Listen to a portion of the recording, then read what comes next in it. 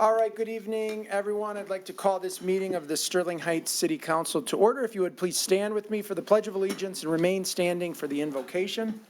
I pledge allegiance to the flag of the United States of America and to the republic for which it stands, one nation, under God, indivisible, with liberty and justice for all.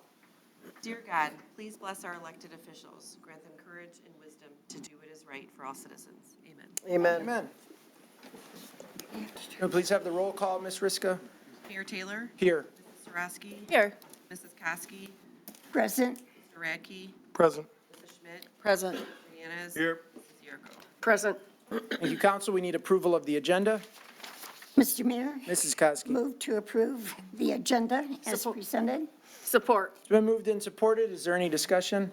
No discussion. All in favor signify by saying aye. Aye. Opposed? Motion carries. First item on our agenda tonight is a report from our city manager, Mark Vanderpool. Mr. Vanderpool. Thank you, Mayor. I have just a few quick updates, and I'll conclude with a special presentation that we have with a guest in the audience. First, as many of you know, February is Black History Month. We have a number of festivities planned throughout the city. First, beginning with the lighting of the halo on our M59 Golden Corridor, red, yellow, and green, and that'll be on February 8th and 9th. Just Mercy will be played for the library's morning movie on February 6th at 10 a.m. Twice as Nice musical group performance in honor of Black History Month will take place at the library on Wednesday, February 12th at 6 p.m. Adult, youth, and teen book displays will be available throughout the library. The African American Coalition will host the second annual Black History Month dinner on February 24th from 6 to 8 at the Community Center, and tickets are available on our website, so please take note of the festivities. And also, some of you may have heard that the Sterling Heights Police Department has officially launched its first ever Chevrolet Blazer EV pursuit vehicle as part of our city's EV fleet pilot program. We launched a couple of, three vehicles last year across different platforms in our fleet, and so this is the latest one to be unveiled. The vehicle represents a commitment to innovation, lower emissions, and long-term cost savings.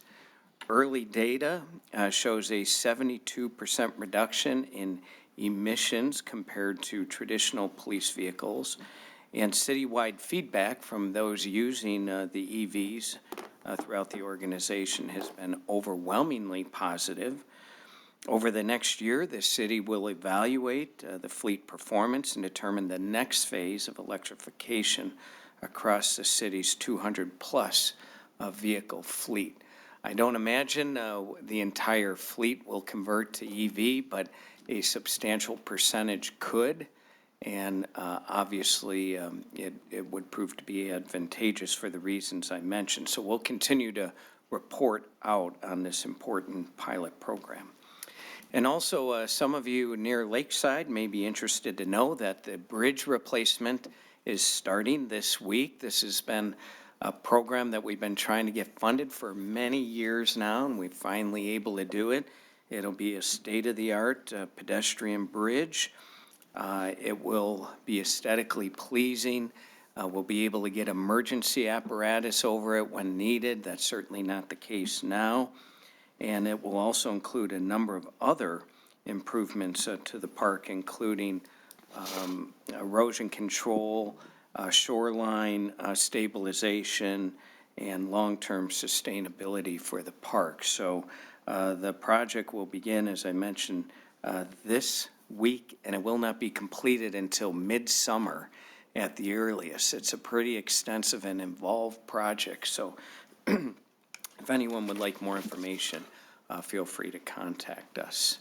I also wanted to remind everyone that city offices will be closed for business on Monday, February 17th for President's Day.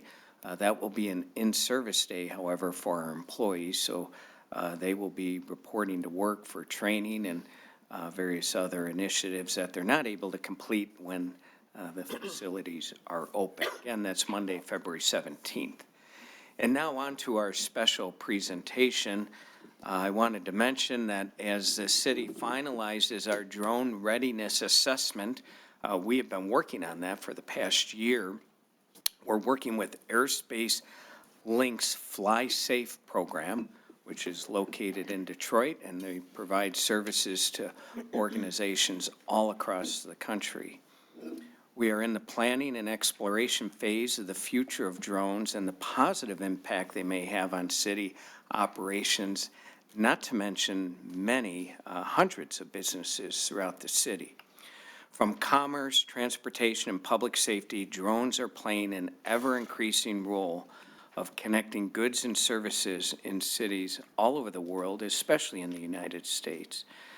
The assessment will outline how best to regulate drone technology while recognizing rapidly growing use in these sectors. It's important that cities plan for this growth to ensure economic vitality while also minimizing intrusive practices that may disrupt the quality of life in the city as well for residents. Imagine the chaos that would ensue if we did not have an orderly network of roads. The same will be true for drones if not managed properly in the future. Jim Santilli is here with us tonight to discuss current issues regarding drone technology. He'll be discussing the positive impacts of drones and the challenges of this new technology that is exploding in growth. It's growing exponentially. We hear about it in the news all the time. So in Sterling Heights, we want to be on top of it. Now about Jim. He's the president of the American Air Operations and the CEO of the Transportation Improvement Association, known as TIA. Jim holds an airman certificate from the Federal Aviation Administration with small unmanned aircraft system rating. He has more than 10 years of experience flying multi-rotor and fixed-wing unmanned aircraft. Furthermore, Jim was trained in drone assessment and response tactics for counter-unmanned aerial systems.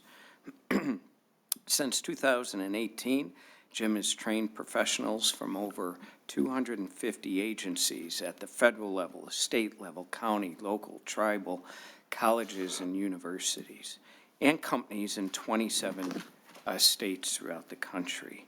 So he comes to us this evening with a great deal of experience and knowledge. So I'm pleased to introduce Jim Santilli. Thank you, Mark, for the introduction, and I also want to thank you, the Honorable Mayor and council members, for having me this evening. Obviously, it's a very important subject and a lot to talk about here, but I'm going to keep it high level. I know you guys have a lot on the agenda, so we won't keep this too long. There we go. So first, let's just kind of talk about drones by the numbers. So this is coming from the Federal Aviation Administration. I just want to mention I'm also on the FAA safety team as well, dealing a lot with the drone issues throughout the country as well as safety. So this is from the FAA as of December 2nd of 2024. We had 1 million total drones registered here in the United States, 403,358 commercial drone registrations, 387,355 recreational flyer registrations. Paper registrations, those are just ones that weren't registered online, a little over 8,000. Over 400,000 certified remote pilots, that's for commercial use. And then the trust certificates, that's what's called the recreational UAS safety test. This is something new that the FAA requires for recreational operators of drones. We currently have over 900,000 trust certificates issued.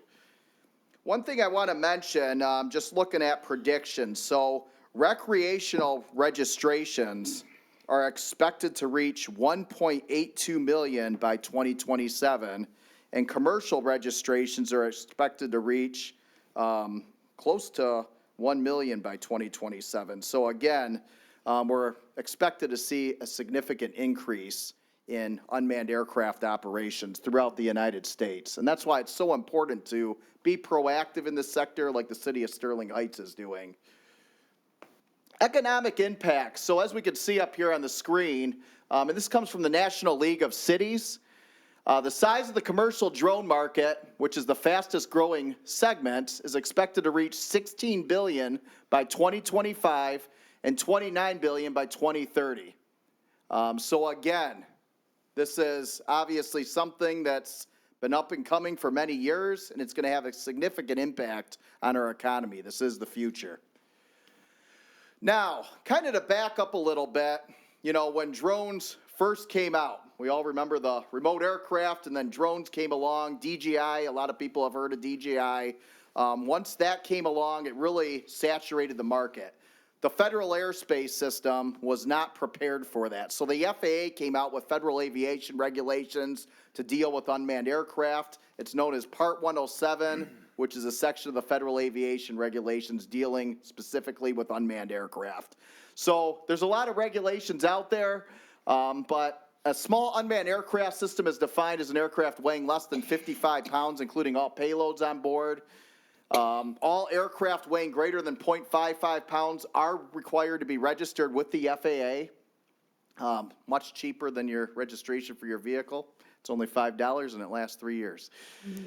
All aircraft that require registration must have remote ID. So what this is, it's kind of like an electronic license plate to improve situational awareness. So the problem was before is law enforcement and federal agencies could not see where the operator was, but the remote ID does give them that ability to see where the aircraft and the operator are. And as I mentioned, recreational operators must now possess a trust certificate. So there are regulations dealing with airspace I'm not going to get into. As you can see, it's very technical up here, but all operations in controlled airspace are required to have air traffic control authorization. So that can be done through two different ways. There is what's called the LANC system, and they can get automated approval, and the airspace is broken up into quadrants, so it'll give maximum altitudes for the automated approval. And then there's also waivers that you can apply through the FAA. But that applies to recreational users as well as commercial operators. Drone uses. There's so many out there. So agriculture, inspections, military, public safety. You know, the city of Sterling Heights was one of the first agencies to have a drone for public safety use. So that's something you guys should be very proud of. Surveying, and then of course, transport for cargo and passenger. And good example is here. So the city of Miami, this was for Miami Today. It says autonomous air mobility may serve Miami in 5 years. So again, passenger drones are being looked at, you know, in communities throughout the country and throughout the world, quite frankly. Beyond visual line of sight operations are increasing. So right now, FAA regulations require that you maintain visual line of sight on the aircraft at all times. However, we are seeing an increase in waivers, and because of technology, those waivers are being approved. So this is something that's becoming more and more common. This you can see here on the screen. That's what's called a dock station. In fact, the Grosse Pointe Police Department actually has one of these on their roof. And the drone's in there. It's got air conditioning, heat, and they can deploy it from wherever on a computer, and it just opens up and takes off. But that's probably the future of what we're going to see, especially with public safety and other operations. Obviously, deliveries and whatnot will be beyond visual line of sight operations. So that's something the FAA is looking at very intently. In fact, they were just directed to come up with, I believe it was in 20 months, to come up with a plan to improve visual line of sight operations and get more approvals in place so that we can increase the commercial drone market. Oops. So, as I said, the city of Sterling Heights is a leader, obviously, with getting drones on board for public safety use, but you guys are also a leader in what you're doing with the corridor development project. You know, that's something a lot of municipalities are starting to look at across the nation, but again, you're very ahead of the game, thanks to the leadership here in the city of, you know, the mayor, the council, the city manager, and many others who are working on this. Delivery drone corridors are obviously becoming very important. So I know Mark mentioned about roads. You know, same thing with the sky. You know, for manned aircraft, we have what's called highways in the sky. You know, now municipalities are looking at that for drones. So many entities are starting to coordinate with the FAA to get approved, basically roads in the sky for drone use, for deliveries and whatnot. So Investment Monitor actually said recently drone corridors are still in their infancy, but many predict they will spur the next industrial and commercial revolution. So again, you're on the right track. This is the future. As you can see up here, the governor of New York recently announced a progress due to drone corridors. So what happened in that situation is the FAA approved New York's entire 50-mile drone corridor for UAS operations, following nearly $113 million state investment to boost New York's UAS ecosystem. So again, it's being done out there. You want to be ahead of the game. You know, those who are ahead of the game are going to probably see a significant economic investment in their municipality. Now, obviously drones are great, right? But we're also hearing some of the negative things out there. I do want to reassure everybody, things are monitored. So the federal air marshals are not only putting air marshals on the aircraft today, they're also monitoring drone activity. So down by Metro Airport, there's individuals assigned.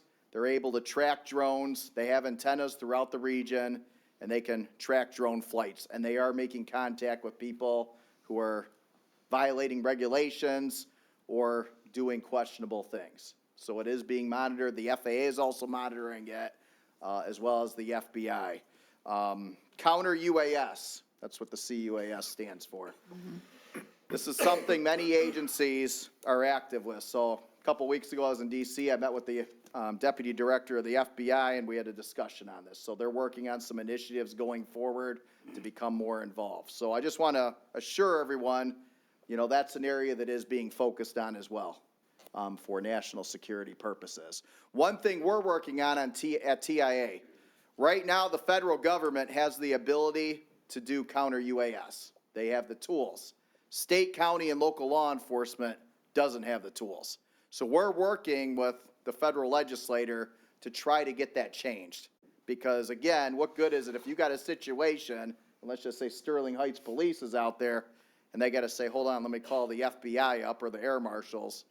That's wasting time. It might be a situation where they need to be able to deploy the resources right away. So we are trying to get that legislation changed and just make sure that they have the resources they need, plus there's better coordination between agencies of all levels of government. So counter UAS works by detection, tracking, classification, and then mitigation. There's all types of different objects out there, tools capable, fixed site, mobile, static, aerial, vehicle mounted, handheld. You know, and the technology continues to change. Good example here, this is Drone Buster. You know, many of these tools work, you know, in different methods, interrupting the signal, sending kinetic energy. It just really depends on the type of device. But again, I'm just keeping this high level. So, does anybody have any questions? Not yet. Doesn't look like it. Wait, through the mayor to, Mayor Taylor, hi, through the mayor to you. Hi, how are you doing, Mayor? To Jim. Jim, I have a question for you. This is great information, but it really brings up a question in my mind that maybe you can speak to, just to let our residents know what you think. Not quite, so what do you think happened with all those drones that they were seeing in New Jersey? You knew that was going to come up sooner or later. Yeah. Yeah. It's come up in other meetings. I can imagine so. You know, I'll be honest, I've watched, obviously, a lot of the videos. You know, some of them I look at, I can tell based on a sound, based on lighting, I could say, well, that's a 737-900ER, for example. You know, now there's some other ones based on how they're moving, it's questionable. Now, I can say federal authorities did deploy resources out there, and what they found, at least this is what I'm told, is most of them were manned aircraft, helicopters and fixed-wing aircraft.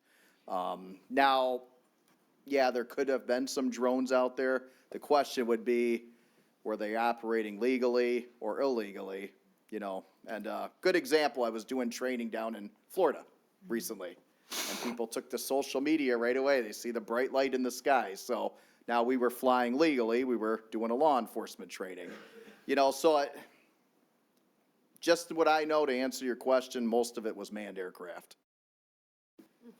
Which is, thank you very much. So I think Yeah. that that's good news. They were, we being the nation was getting reports that they were as big as a car. And I grew up with a pilot and I live with someone who flies. So I know that that was very highly unlikely to have that type of maneuverability and still be the size of a car, but curious as to Yeah. what you thought, so. And I mean, we have technology in the country, obviously, you know, at all levels that can determine, I mean, they can detect if it's a bird. So Yeah, I figured they would know what they were doing. drones were not being deployed from Chinese subs. I know that was alleged, but they found no evidence that that was taking place. Good to know.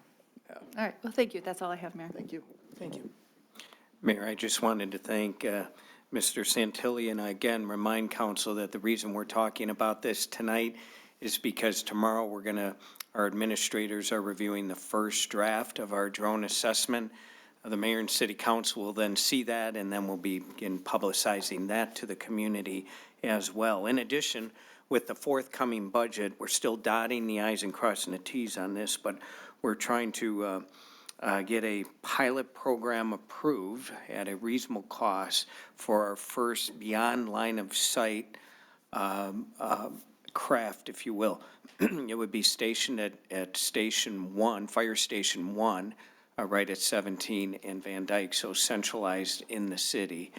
And that drone could be dispatched for any public safety purpose, avoiding, in some cases, potentially high-speed pursuits, better deploying resources to a fire, because again, a drone can be on site within a matter of seconds or minutes, whereas it could take longer to get apparatus on site, on the ground, especially during peak traffic demand and so on. So we're living and breathing this today, but it's going to continue to grow for our city, and it's going to continue to grow for our businesses as well.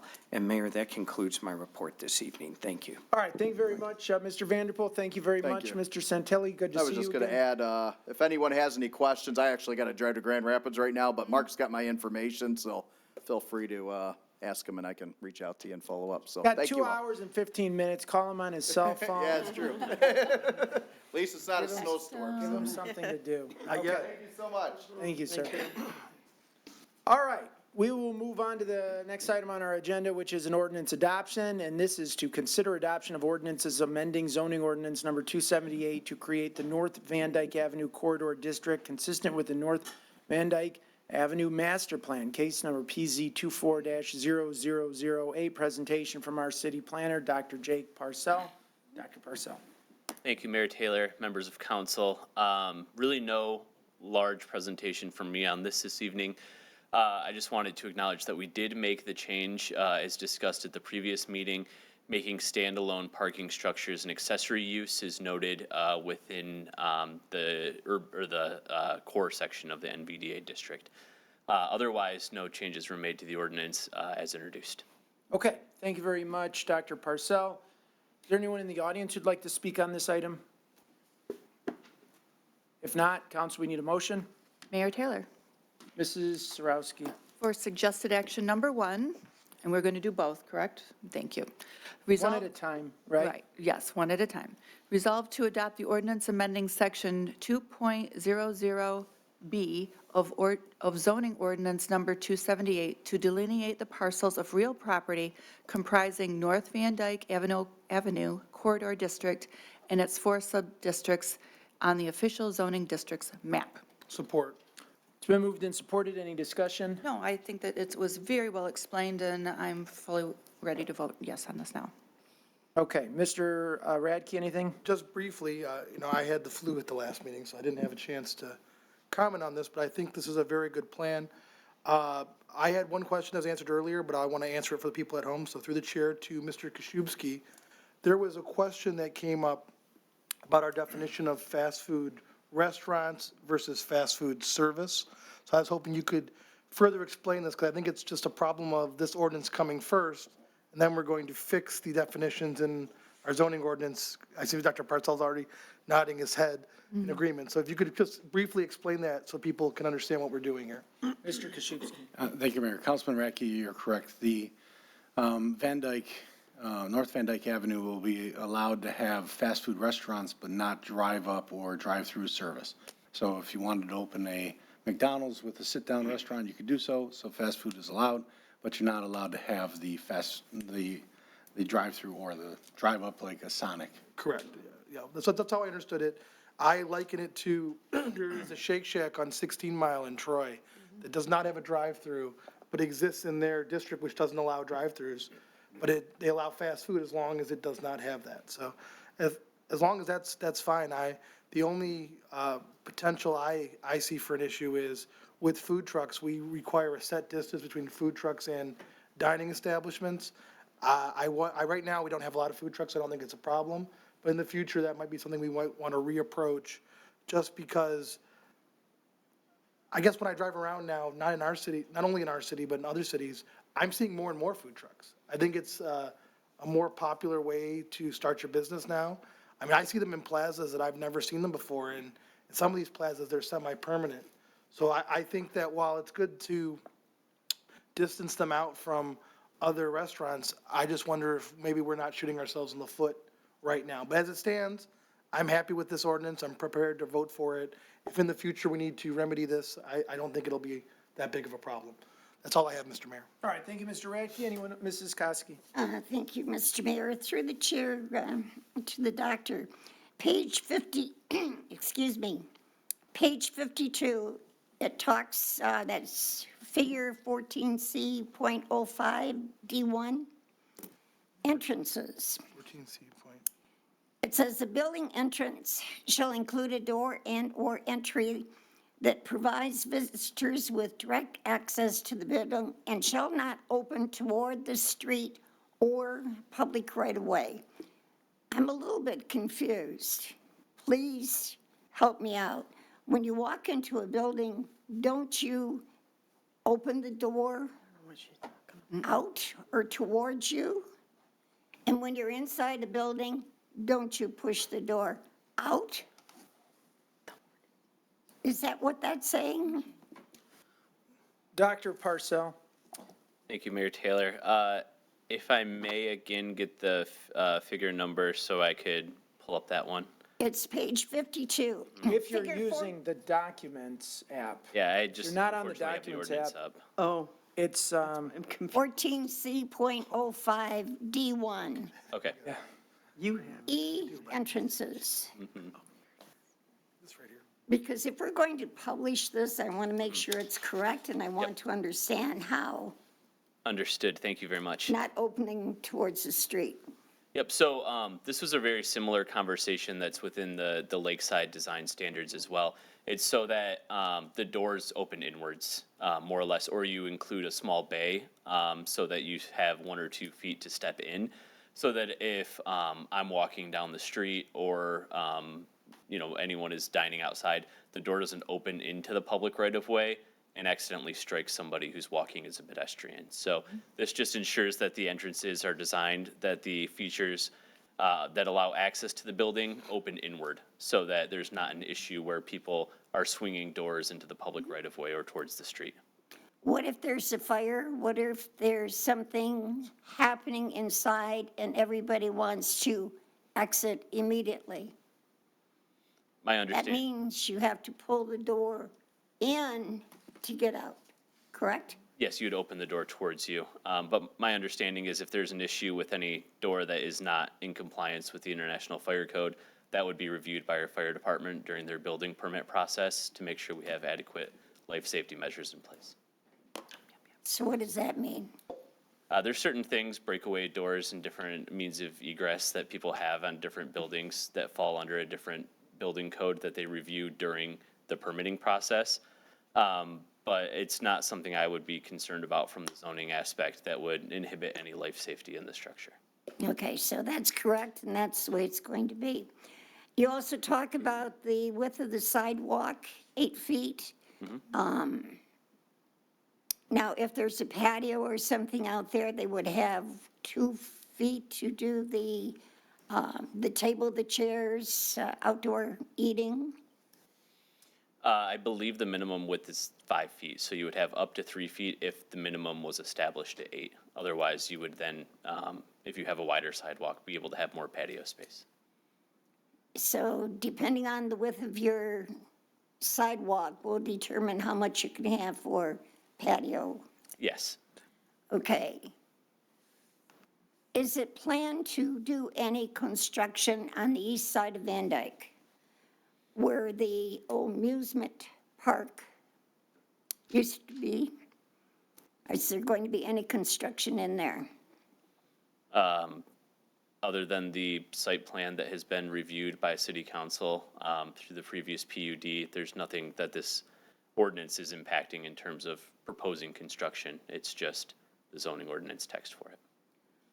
What if it comes back where there has to be a 4-foot increase in the height to the first floor of the building? How is that going to be handled? Is it just going to be built up that high and then ramps at each end to walk up and then enter into the building? Yeah, there would ensure that there's a means of accessible egress into any structure if it was built up due to any concerns with floodplain or elevation that we have through the site plan review process. What you would see with a lot of buildings, I think of like downtown Detroit, there's ones that are built up a few steps. There's longer ramps that go around that are at a certain grade that allow for people to bring in wheelchairs or that are mobility restricted to enter the structure. So that would be built into the site plan, and it would be approved and reviewed by our Office of Engineering. So this is written, it was quite long, and I was kind of tired, so I don't remember all the technical information there. But you address setbacks.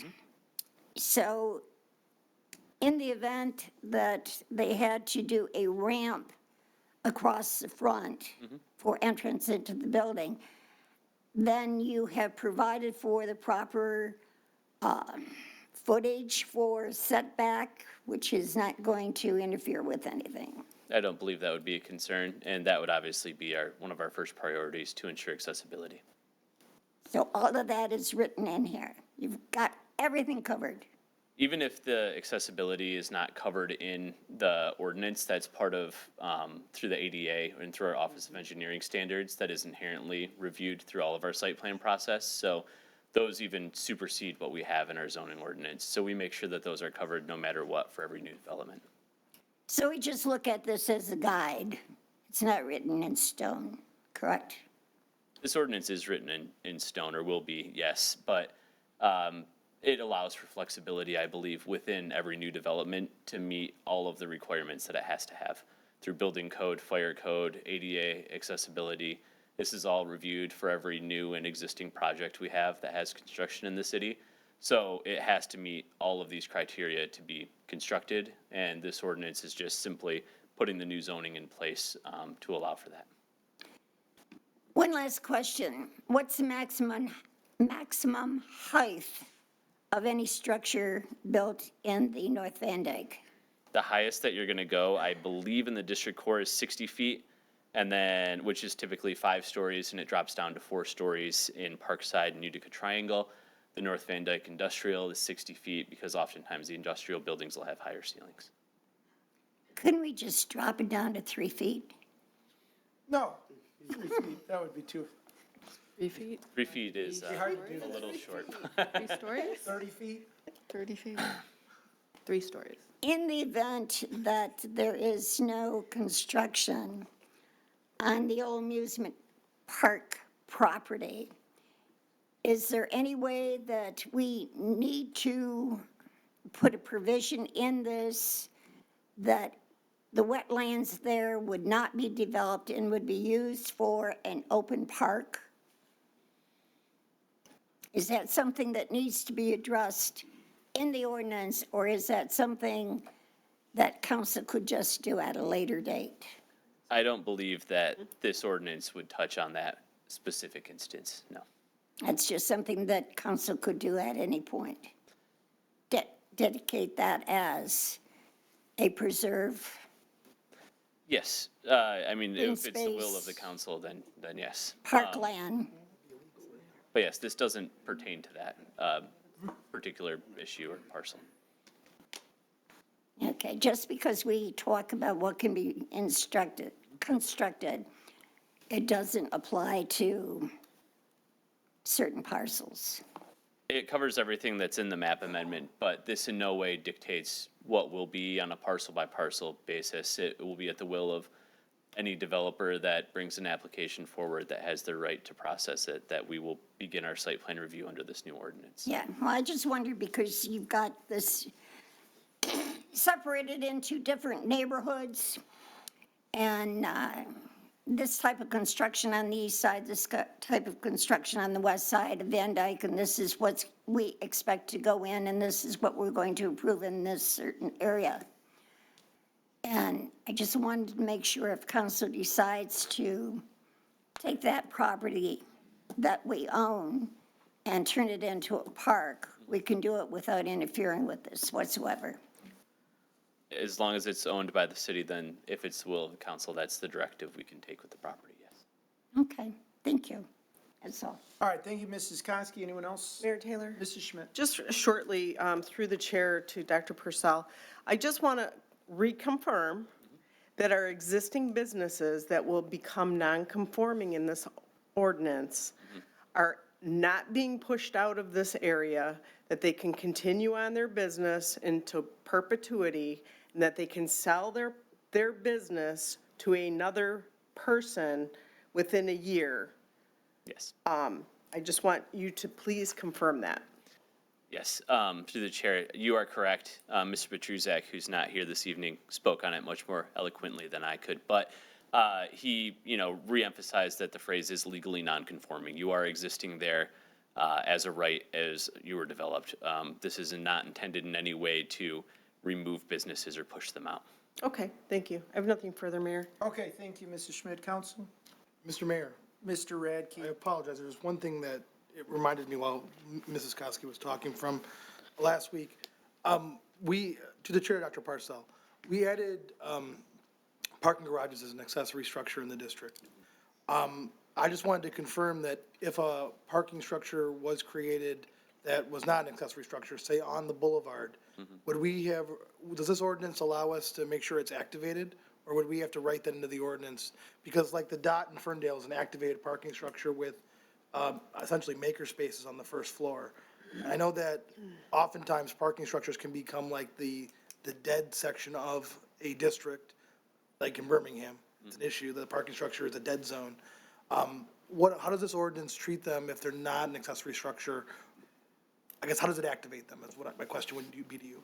Thank you. Through the chair, I would say, using the dot as an example, inherently the parking structure is the accessory to the primary storefront on the open spaces that are used for the public.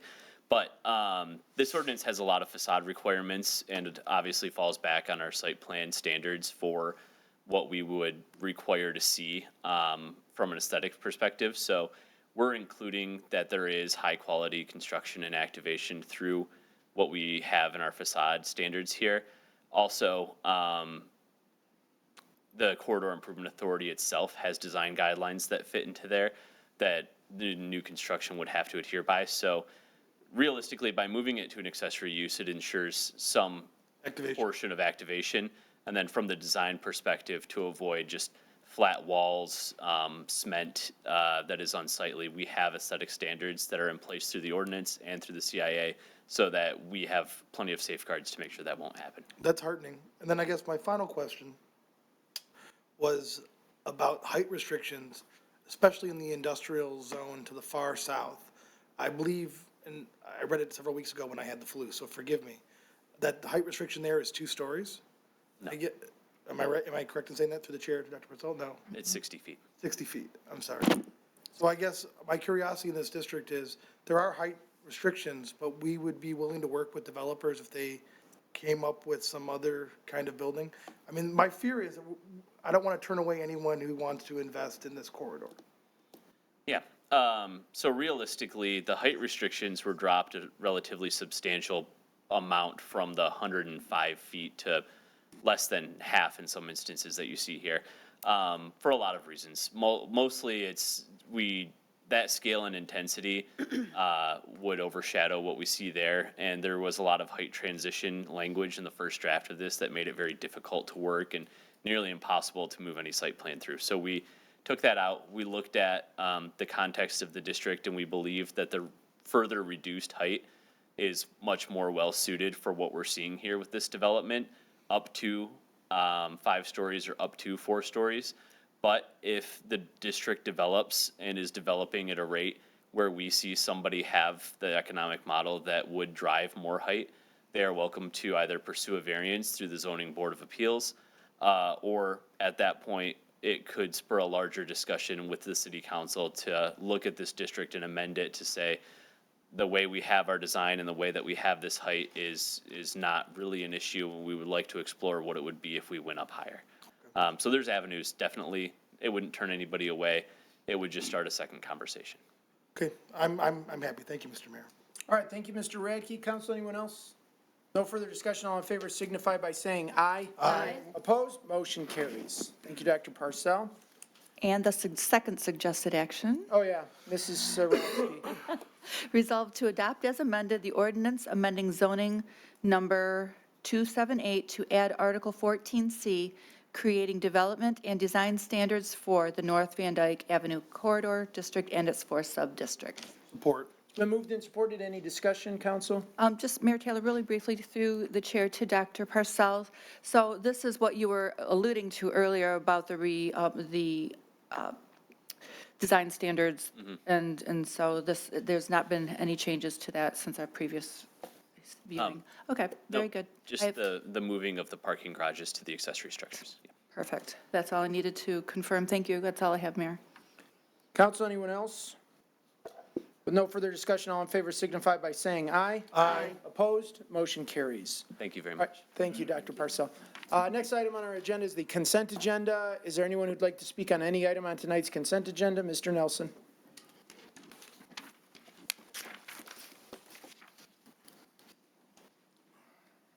Ken Nelson, Fire Steel, Sterling Heights.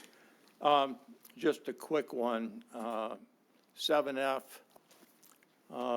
talks about the Transportation Asset Management Plan, and I don't know if that was just an oversight, but it says 22, and we have 25 data in there. It's probably just an oversight, but there's 2025 data in that report. Thank you. All right, thank you, Mr. Nelson. Anyone else on the consent agenda? If not, council, we need a motion. Mr. Mayor, Mrs. Konski. move to approve the consent agenda as presented. Support. It's been moved and supported with no discussion. All in favor signify by saying aye. Aye. Opposed? Motion carries.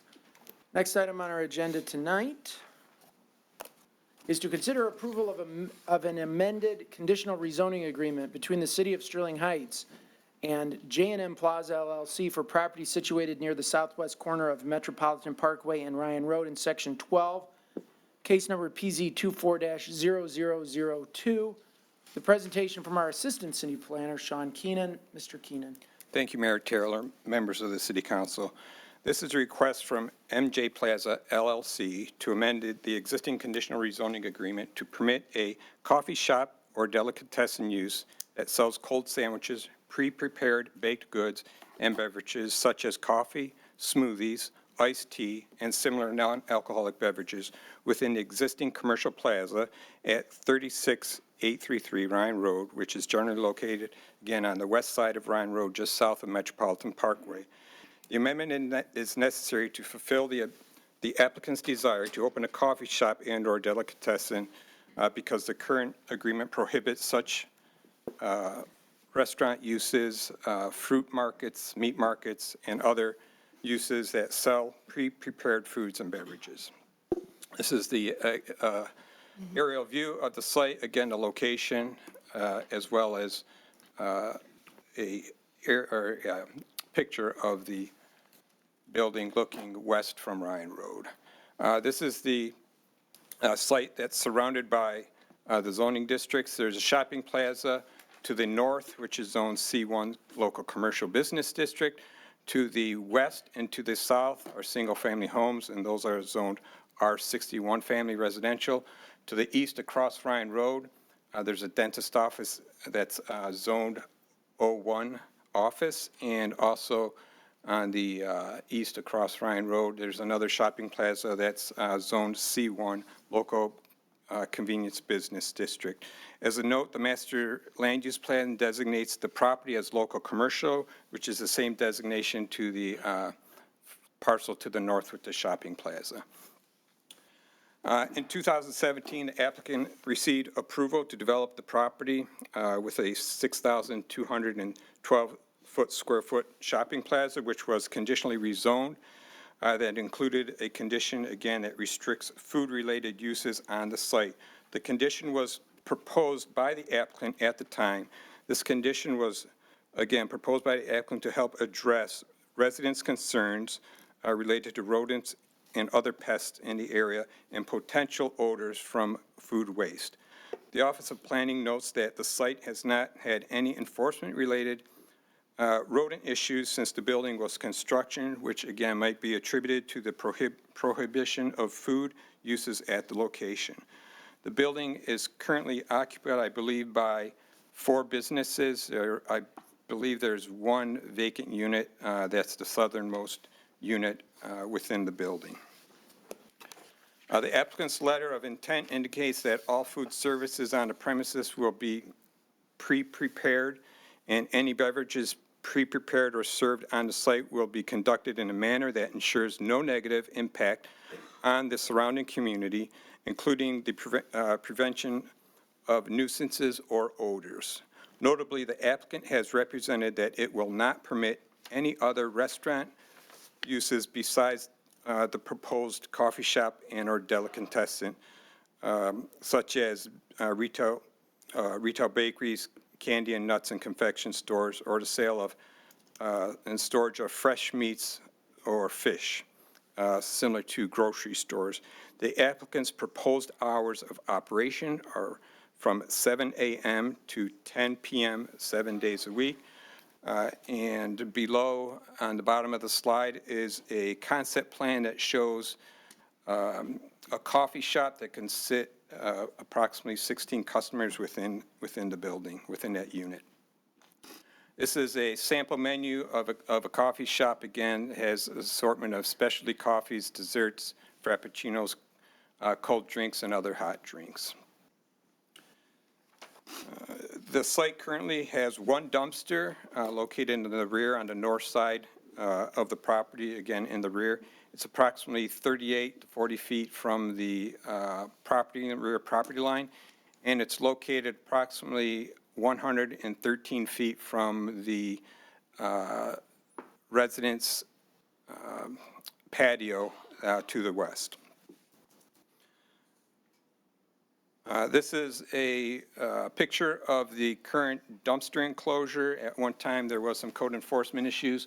The applicant has brought the dumpster enclosure into compliance with the city's ordinance by replacing the dumpster gates. There are some general landscaping maintenance concerns related to the site. The applicant has cleaned up the site the past few months to bring it into compliance, although there are some landscape plantings that will be necessary to bring the site into compliance with the landscape ordinance and the approved site plan. The applicant had mentioned that will take place in the spring, which the Office of Planning is satisfied. I believe that they would have to sign, the applicant has informed the city that they intend to plant all the missing trees and shrubs again in the spring. This is, the Planning Commission, I guess, recommended approval, recommended the City Council approve the conditional rezoning at the December meeting with a 7-0 vote. With that, the amendment, if it is approved, the following use will be allowed by right at the site, subject to administrative approval by the city. A restaurant use limited to a coffee shop or delicatessen that sells cold sandwiches, pre-prepared baked goods, and beverages such as coffee, smoothies, iced tea, and similar non-alcoholic beverage. And with that, I'm happy to answer any questions that you might have. Okay, thank you very much, Mr. Keenan. I see the petitioner applicant is here. Would you like to make any statements, sir? Distinguished council members, my name is Sean Manser. I'm here on behalf of the applicant. I think Mr. Keenan covered exactly what the proposal states. If you guys have any questions, I'm going to stay here in the front row and I'll answer any questions you have. Sounds good. All right. Thank you, Mr. Mansour. Is there anyone else in the audience who'd like to speak on this item? If not, council, we need a motion. Mayor Taylor. Mrs. Sarowski. Resolved to approve the amended conditional rezoning agreement between the City of Sterling Heights and J&M Plaza LLC for property situated near the southwest corner of Metropolitan Parkway and Ryan Road in Section 12 PZ24-0002, and authorize the mayor and city clerk to execute the agreement on behalf of the city. Support. It's been moved and supported. Any discussion, Mrs. Sarowski? Yes, thank you so much. Through the chair to the petitioner, and I don't know if you can answer it or if maybe they need to come up. So one of the reasons that this was, the stipulations were put on the previous zoning was that the residents requested and the council agreed to prevent any restaurants from being in there because of the waste. Yes, yes. Even though the sandwiches aren't going to be prepared on site, the coffee and all the accoutrements are not going to be having to be purchased, or they're going to be stored on site, what is the plan for when you have to throw things away? So this has been a hot topic since they've applied for this. And we are fully comprised of all the issues that have happened in the past and also with the neighboring buildings. I will just say that there's been no violations of my clients. There obviously hasn't been any food there, and that's what they're proposing. The main reason for this request is the times have changed. It's different now than it was in 2017. I think COVID had a major effect on our economy and how people shop for things. Everyone has gone online. So having a retail place with no food, and just to correct, there's only 3 tenants there now, and there's the possibility they may lose another in the near future. So this gives them some marketability, right? And we tried to tailor it so much so that balancing marketability with the food waste and how that could affect, potential rodents and different creatures. So we made sure to leave out any fresh meat, which I know is a huge issue, any fresh fish, which I know is a huge issue. So this is not a grocery store style model. And this is also not a restaurant style model that'll serve hot food on stovetops, burners, anything like that. The waste that you'd be concerned about would be coffee, sandwiches that are not sold. And I guess they would dispose of that in the same way any restaurant should. Garbage bags, making sure the garbage container is enclosed, making sure that it's up to code. And that's what else. I don't think it's going to be a big issue, quite honestly, with what we've proposed. But if you feel like any of these items could cause issue, I'd address that specifically. But again, it's mostly coffee, smoothies, iced tea. I think the only issue would be the cold sandwiches that are pre-prepared. And what I will say is, the businesses that sell pre-prepared cold sandwiches don't sell hundreds of sandwiches a day. They're usually like a dozen a day or so. It's more of an option for a customer who's coming in for a quick coffee and wants to grab a half a sandwich and walks out. So I wouldn't say it's going to be so much so that it's going to cause a detrimental impact on waste. We have kept the neighbors in mind throughout this entire process. What I want to state is my clients want to be treated like a partner with this community. They don't want to come into this community hostile and do things that are just on their own. They want to work with the planning commission, which they have, or the planning department, which they have. And I think they have really good intentions, and I think they're going to do a good job making you guys proud in approving this. Okay, thank you. That's all I have at this time. Thank you, Mayor. All right, thank you, Mrs. Sarowski. Council, anyone else? Mr. Mayor, Mr. Yanis. through the chair to Mr. Keenan. Mr. Keenan, the plaza to the north, do they have restaurants there or any food operations? They have the meat, Ishtar, I think it was. Yes. Meat market. Meat market that, let's see. I don't believe there's any other facility that sells food, but I'm not 100% sure. And as far as you know, that facility hasn't had any problems with odors, rodents, vermin, For, trash? Have they been cited by the city for any violations because of their food waste? not recently. We do know last year that the code enforcement did visit the site. We also had the Macomb County Health Department visit the site to explore and the methods in which they are disposing of their meat waste, their chicken waste. So there were some best practices that were not being followed by the business that have been corrected by the business. And the problems that were caused, I guess, that relate to the rodent issue has been reduced, and we've seen a reduction in the amount of rodents in the area. Were any of those complaints generated by the neighbors that live to the west?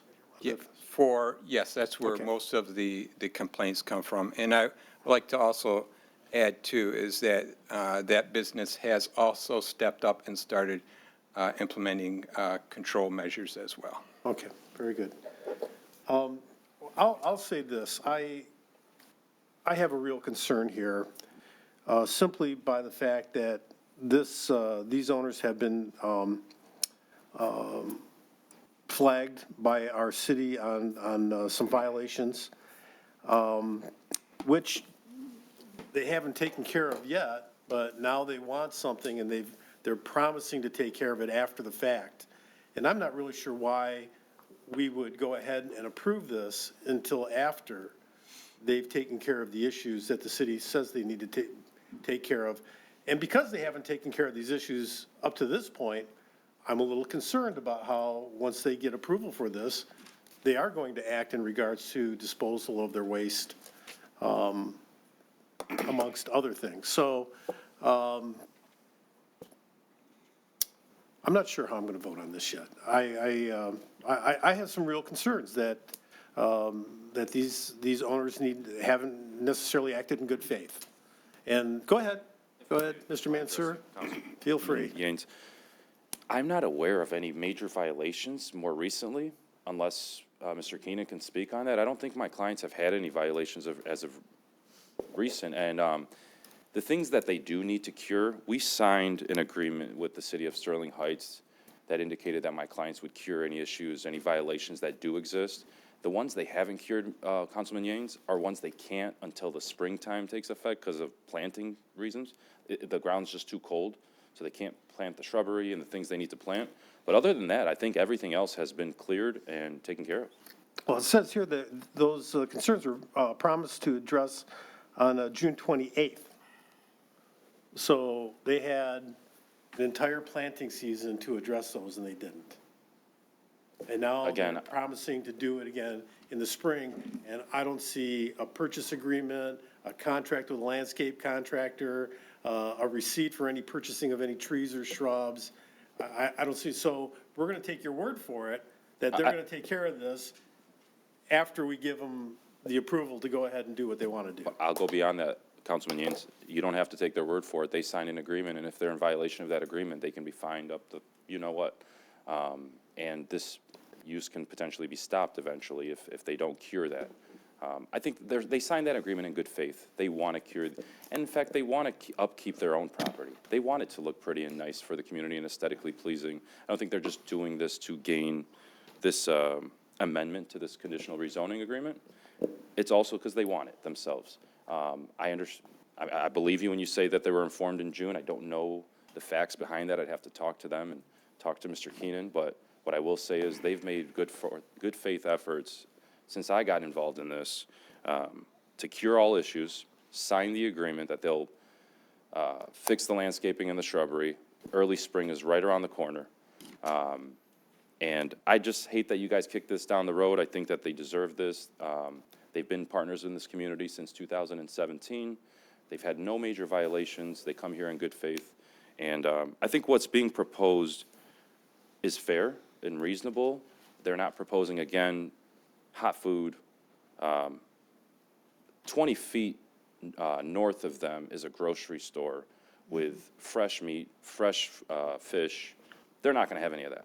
So I think, and I hate to see them be punished for the violations of their neighbors. I don't think they've committed any of those types of violations on their own to be punished for that, the sins of their neighbors. And like Mr. Keenan said, I think it's a lot of bad practices more than it is the zoning.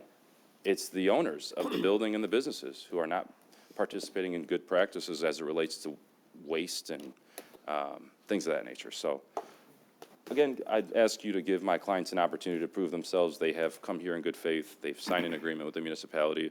We have worked on this for months to tailor-make it so that it fits what the city's looking for and also doesn't hurt the residents. And I just want you to take that into consideration. Through the chair to Mr. Koszybski. Mr. Koszybski, if we approve this tonight and they don't take care of the citation in a time, they don't take care of it all, or at least in a timely manner, what are the, what's the recourse for the city? Just fines? Mr. Koszybski. Actually, Councilman Yanis, the ability for the city to go and correct it ourselves, and bill them and collect it through our taxes if they don't pay the bill is put right into the agreement. So it's our, kind of a similar to our abatement we do through OBA, but it gives us the right to immediate entry to do so if they don't do it by the May deadline. Okay, very good. That's all I have, Mr. Mayor. Thank you. Thank you, Mr. Yanis. Mrs. Cox. Thank you, Mr. Mayor. I was on council back in 2017 when this conditional rezoning agreement was made, and we approved it. If I remember correctly, they had indicated that the husband and the wife were going to move their barber shop and beauty shop into that plaza. That's the reason that they wanted that. Are they no longer operating their barber and beauty shop across the street? Through the chair to gentleman there. Will you allow me a moment to talk to my client? I don't have the answer. I was not aware of that. Certainly. Thank you.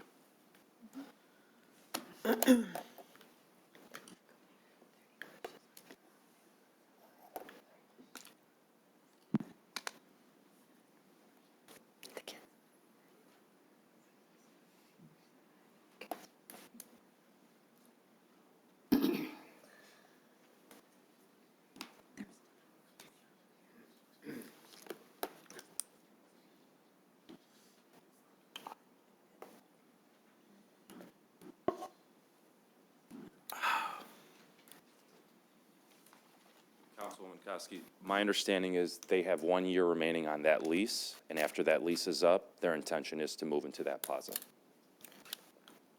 No, they were going to do that back in 2017.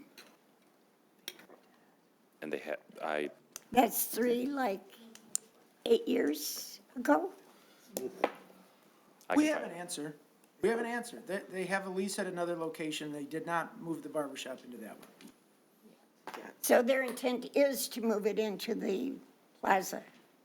yes, at this time. Now, if they don't do so, I don't want to state that they'd be acting in bad faith or anything, but It's too difficult to project 1 year ahead, and if they have it rented out to somebody else, they're certainly not going to want to move that tenant out so they can move in. I understand. but that would be convenient for them to be a tenant in their own plaza and maintain the property. And being, That's why we Yes. approved it, because of what they planned on putting in there. We thought it would be a perfect fit. That area has a rodent problem. It has had that for some time. And you have to understand that there is residential to the south and to the west. Nobody wants to go out in their backyard to see little furry things running across the lawn. And it's caused because they're invited there. That was the purpose that they were against that project. And when they came before us and said, look, there isn't going to be any food, no food at all.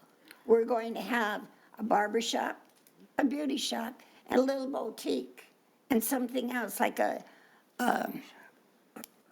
office type of some kind, a lawyer's office, whatever. We said, okay, if that's what you're going to do, all right, we'll go along with it. Yes, and I believe they've maintained as such since 2017, and I'll go back to what I said at the beginning of the It presentation. has worked out perfect. And what I'm saying is, I believe that they could fill that empty unit with a like business. It doesn't have to be food. They have two empty units with one potentially pending.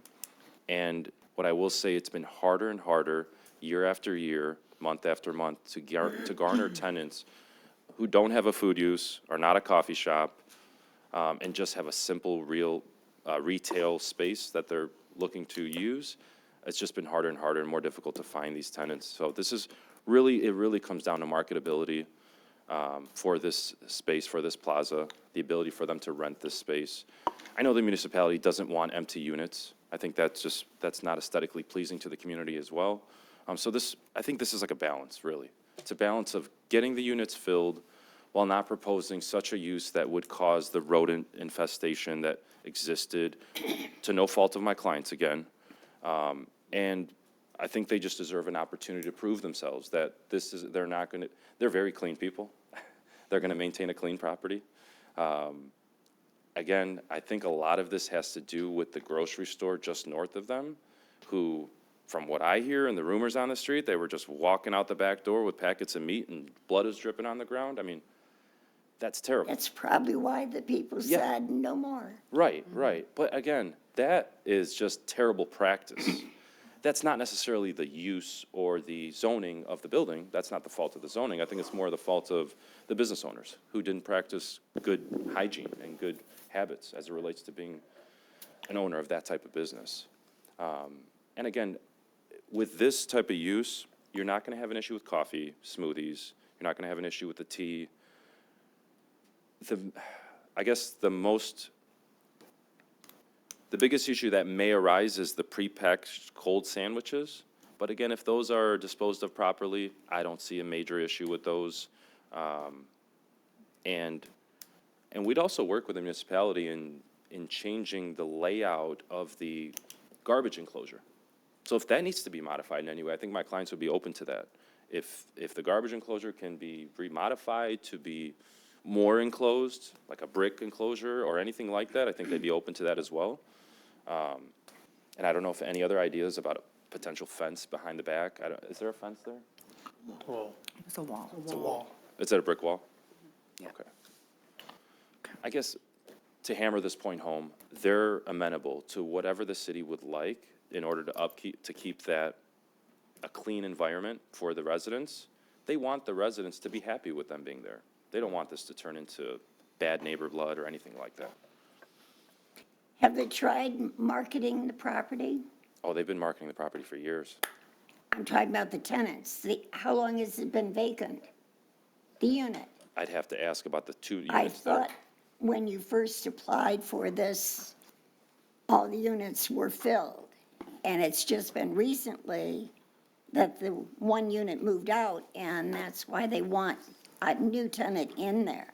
No, there are 2 units empty as of now. I don't know how long they've been empty for, and my understanding is there's a 3rd unit that could become empty. The tenant has not signed an extension on their lease. It's upcoming, and it could be just a few months before that spot is empty as well. And again, I just want you to consider the environment and the economy we live in today. It is so different than 2017, and I think most of you would agree with that we just live in a completely different environment than we did in 2017. And it's with the times.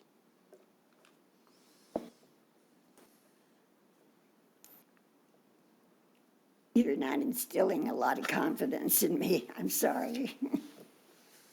I know what Look, they I understand and promised us. appreciate your concerns. You're here to represent the citizens of the city of Sterling Heights, and I think you do a great job doing so. But I also like to say, my clients are business owners in Sterling Heights. I understand that. And they want to be treated as such and be partners with this city and contribute to the development, the continued development of this city. I think Sterling Heights has done a phenomenal job with businesses over the last few years, and they just want to be a part of that. If they would have moved in back in 2017 with their barber shop and beauty shop, I probably wouldn't have a problem with it today. But they didn't keep their word then. I have a problem. I understand, but I also would like to stress to you that they've had no major issues with the municipality. Any minor infractions that they've received, they've cured. So there are no major outstanding issues that they've left alone for months or years on end. So please consider that. Oh, thank you. Okay, I'm gonna jump out of order here. This has been more than just the last 8 years. This family and this business was in front of us even before that. And not to relitigate that issue, but there was a big, huge property that they owned at just north of 17 Mile and Ryan Road that was perfect for this, in my opinion. That perfect site, perfect size, would have been great for this. And we turned that down and instead told them to shoehorn this building into a much smaller property, many more houses and other businesses around them at 16 and Ryan for reasons that I still don't quite understand. Because somebody on Nathan West likes looking at grass and doesn't like looking at a building. And that's essentially the only reason I can remember that was turned down.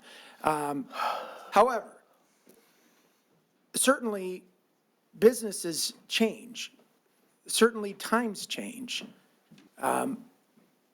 You can go into business with the greatest of intentions and all of a sudden something happens and your whole world is turned upside down.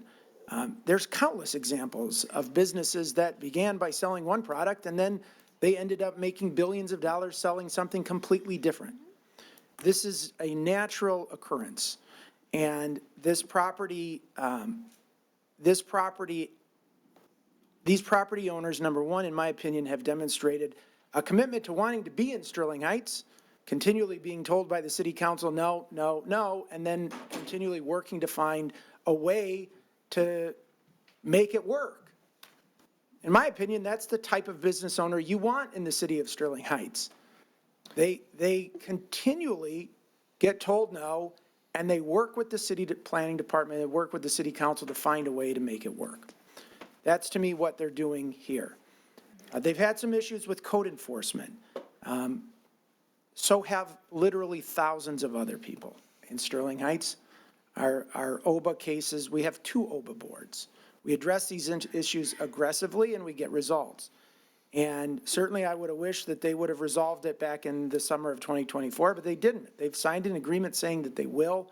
And as Mr. Koszubski said, if they don't resolve these issues by May of 2025, then the city will, which we've done countless times. The city will, and the city will put the cost of remediation onto their tax bill, and they will pay their taxes, or the building will be lost, and the county will buy it and pay us the property taxes. So we will be made whole one way or the other for the code enforcement issues.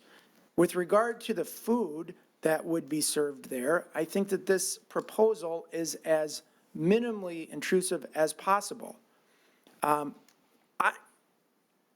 It's not uncommon that when a business owner comes before the city asking for something, the city council just says, well, put something else there instead. And they're like, we've tried. They don't want to be paying Mr. Mansour to be here. Do you have a user? Do you have a food user? No, there's no food user. So it's not like, oh, we've got this tenant. They're ready to sign a lease. Let's go to the city and see if they'll change things up so that we can get this tenant. They're doing this on the hope that they'll be able to find a viable use for the building. So the fact that we approved something in 2017 and it changed now, I mean, if we're not going to be open to changing, then what good are we as a city council to begin with? If everything's just, we've got ordinances, we've got zoning ordinances, we've got things in place, let's just run with that for eternity? I don't think so. So I appreciate that they've come here in good faith. They've made an effort to correct their code issues that will be corrected. They understand the concerns of the neighbors around them, and they've worked to come up with a plan that will be minimally disruptive to the neighbors around them. But I don't see how a shop that's serving cold sandwiches, pastries, baked goods, coffee, tea, smoothies, is going to in any way encourage or attract rodents more so than a literal meat market about 100 feet north of them, and the, I believe, Al-Mawali or Al-Mawali restaurant in that same plaza just north of them, just north of the meat market. So there is a restaurant in very close proximity to them already, and that restaurant, the Al-Mawal restaurant, backs up right to residential. It's within walking distance. I've had putts that are longer than the walk from this coffee shop to that restaurant. Make the putt? No, of course I didn't make the putt. It was like it was this definite 3-putter range, okay, but it's close, okay? And so the idea that, to me, that this proposed use, which honestly may or may not even materialize, is going to somehow be more disruptive or put the property over the edge so that the neighbors nearby, those neighbors are not here. Certainly, we have no problem hearing from neighbors when they're concerned about a development. I think speaks to the reasons why this should be approved, in my opinion. And I think, as Mr. Mansour said, we should give them an opportunity to prove themselves here. It's hard to imagine that they're going to generate the type of waste that's going to attract rodents there if there aren't already rodents in that vicinity.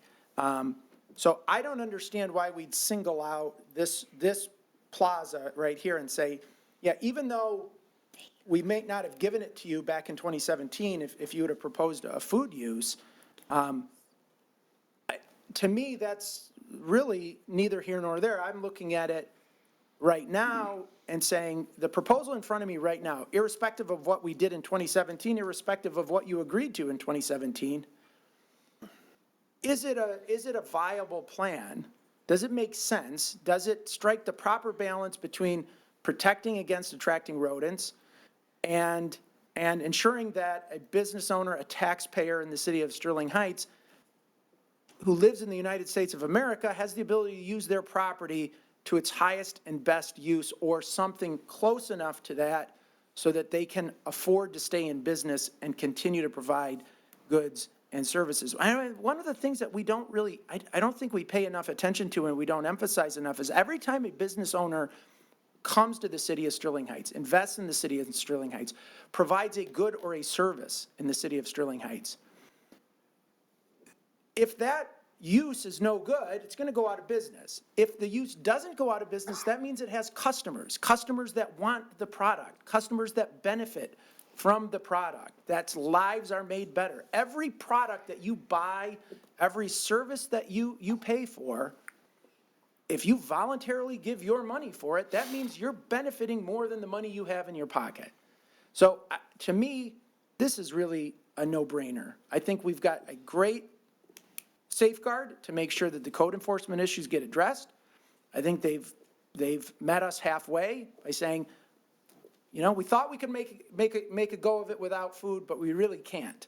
So can we try to find a way to serve food there in the most minimally disruptive way possible? And I think that this is the balance. So I'm comfortable voting yes on it, and I will be voting yes.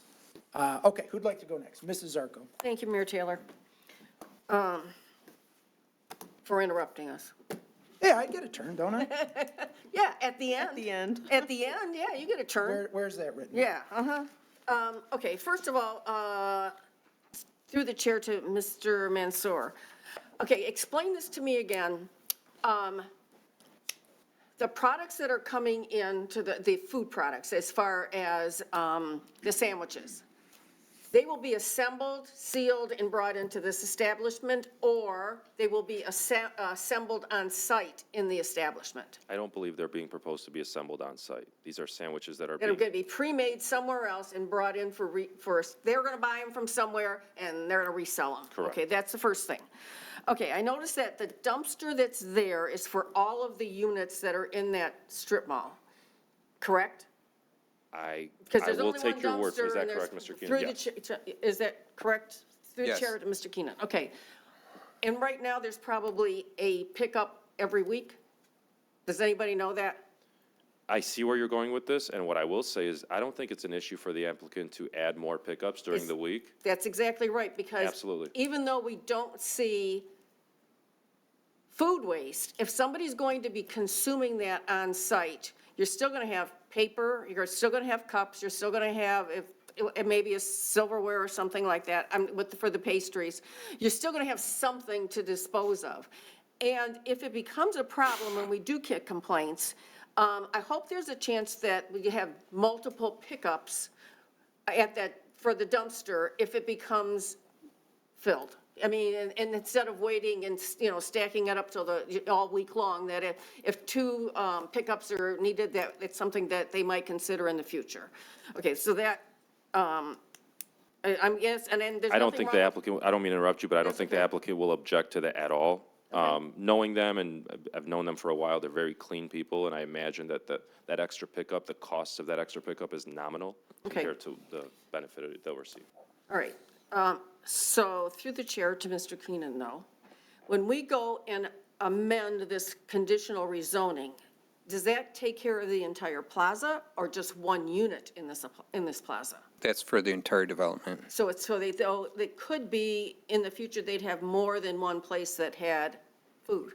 That is my understanding with the, Yes, but realistically speaking, I don't think that the applicant would have two coffee shops at the unit or, two sandwich shops, just conflicting businesses. I don't see that. Even from a business standpoint, the tenant, I don't think, would want to be in a They do plaza have with a direct non-compete competitor. agreements and Yeah. things like that, So okay. I believe it'll be split up. All right, so if we handle the dumpster problem, everything's prepackaged, there haven't been any complaints about the dumpster or anything for these owners at all. It's actually their neighbors. Correct. Okay. I'm willing to give them a chance, Thank you. knowing that we have recourse if it doesn't work out. So, nothing further. All right, thank you, Mrs. Zarco. Mayor Taylor? Mrs. Schmidt. Thank you. Just a couple of things. Through the chair to Mr. Keenan. Mr. Keenan, were the neighbors notified about this? they were notified and neighbors did show up to the planning commission meetings. Okay, and were they in opposition, or did they just listen, or what was their stance at the planning commission meeting? There were residents who attended the meeting who voiced opposition to the proposed amendment. Okay, and we have none here tonight, which is, it surprises me, quite frankly, if there were complaints at the planning commission that they wouldn't come for the final adoption for this. I looked at the sample menu. There actually isn't even sandwiches listed on the sample menu. Sure, if you'd like to respond to that. Just simply an example menu. Right. That is not a proposed tenant. It was just to give the council, planning commission, an idea of what types of food, drinks would go in there. It's a total example. I guess my point was, it's not going to be the main object of the proposed business, or the hopeful business would be the sandwiches. No.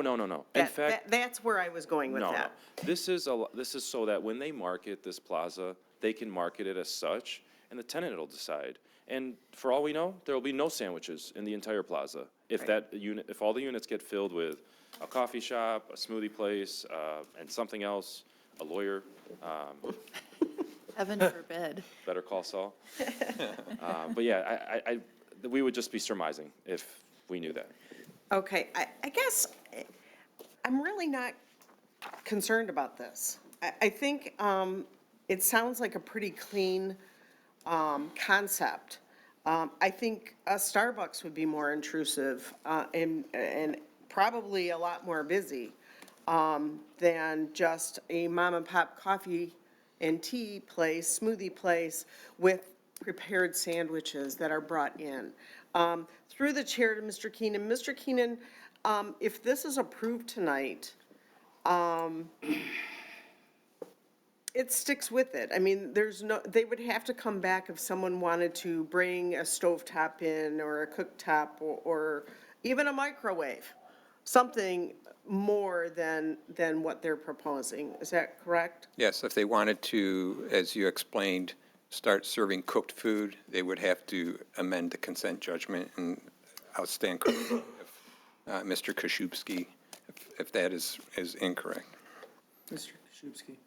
Thanks, Mayor. Yes, the applicant would be stuck, as you would say, with the conditional rezoning agreement as is, as amended. They'd have to come back to council for any additional changes. Okay.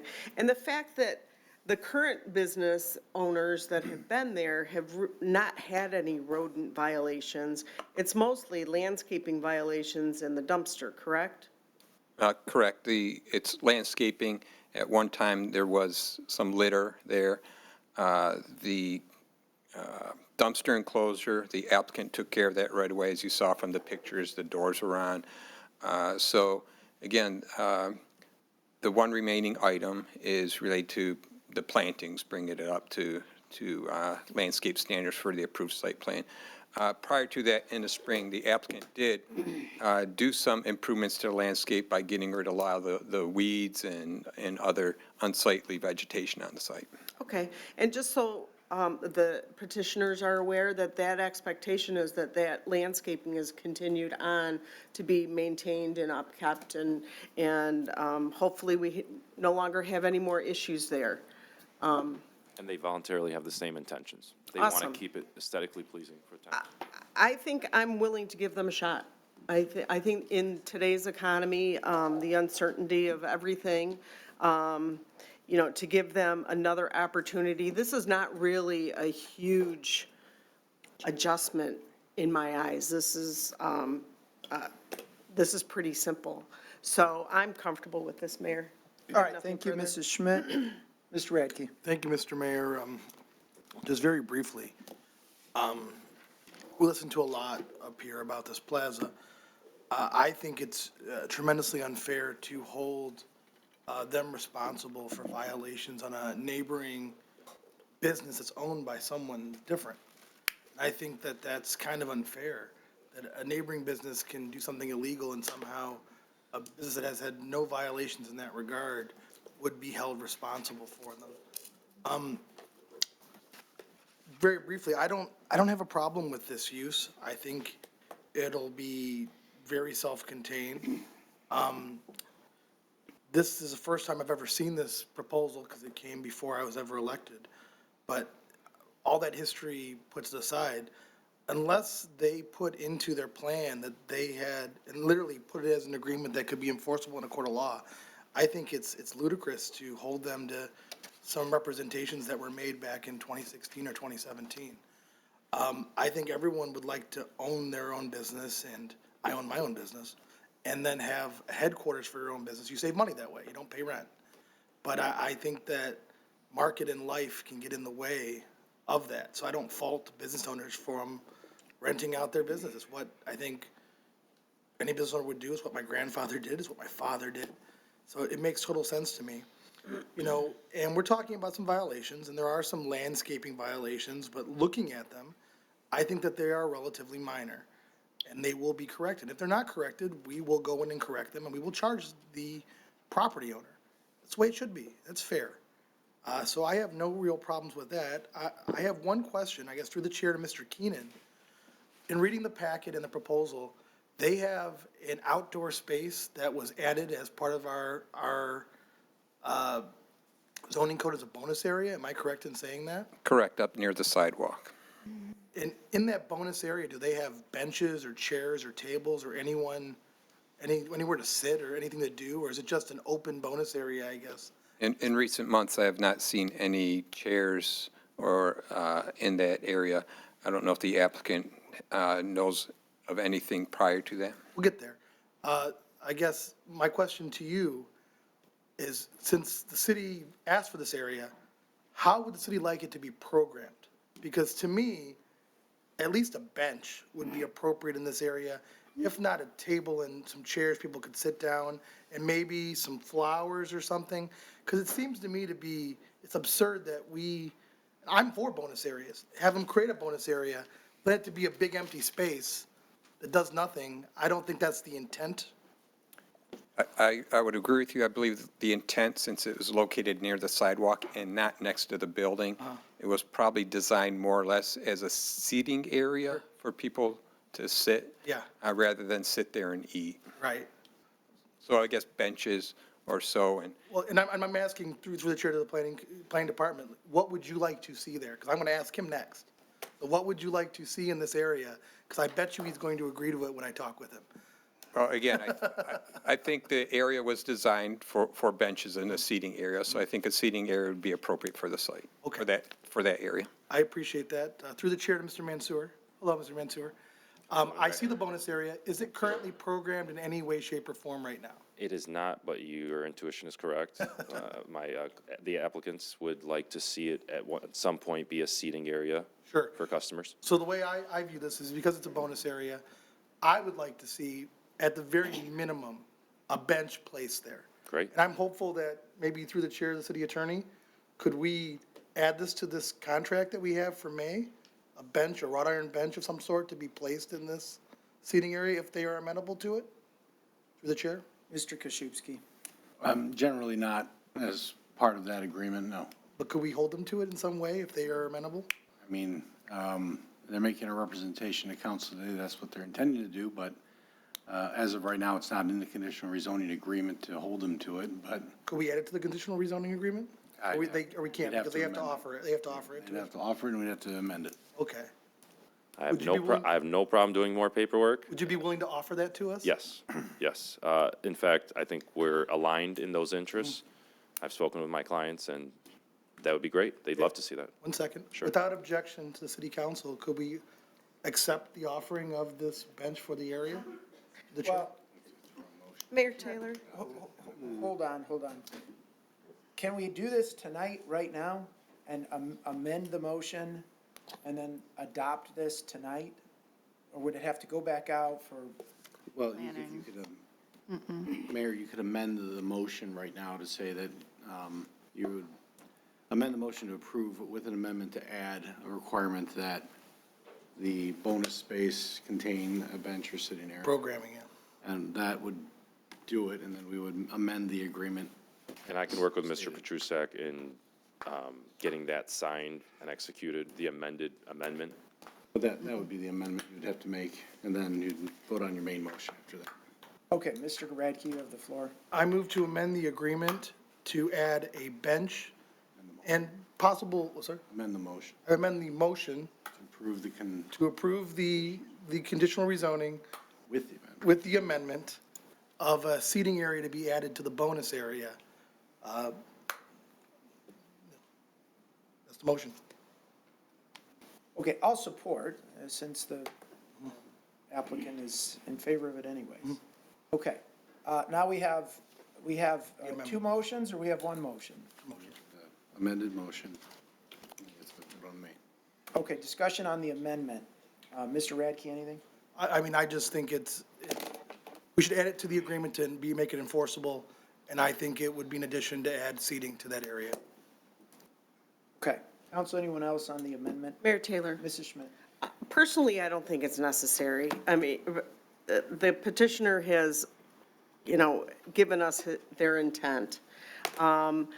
How close is, through the chair to Mr. Keenan, how close is this bonus area to Ryan Road? Mr. Keenan? I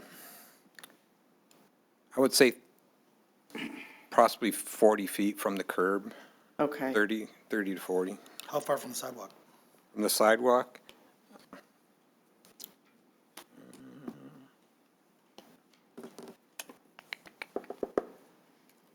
Between 5 and 10 feet. So it's between the sidewalk and the building? If they want to bring the screen up. Here's an aerial. So this is the area in question, the outdoor area. So this area right here is the grass area between the sidewalk and that outdoor activation area. Okay, personally, I don't think the amendment is necessary, but that's just my opinion. I have nothing further. Okay, council, anyone else on the amendment? Mayor Taylor? I'm going to agree. I don't think we need the amendment. I think we're in agreement as to what we want. If it doesn't happen, we can send Mr. Radke over there to nag them until they put the bench in, or he can get a couple lounge chairs and sit there until they put the bench in. But I think that we don't need to do anything else. I mean, come on. This is a small project and we're turning into a big issue and it doesn't have to be. Mayor Taylor? Mrs. Kosky. I guess I need to know what the purpose of the bench would be, or who would be using it, because looking at the tenants, it says 5 tenants, 2 jewelers, a dress shop, a hookah and vape store, and fashion boutique. Now, who moved out of there and who's left? If I may, Mr. Mr. Keenan. One of the clothing stores moved out of the southern unit, and adjacent to that dress shop was a jewelry store, I believe. So I believe a jewelry store had moved out and a dress shop. The three remaining businesses are a vape shop, another jewelry store, and I believe a boutique store. So the hookah and vape shop is still there. That is correct. So they probably would be the ones using the bench. Anybody walking by. Mr. Mansour.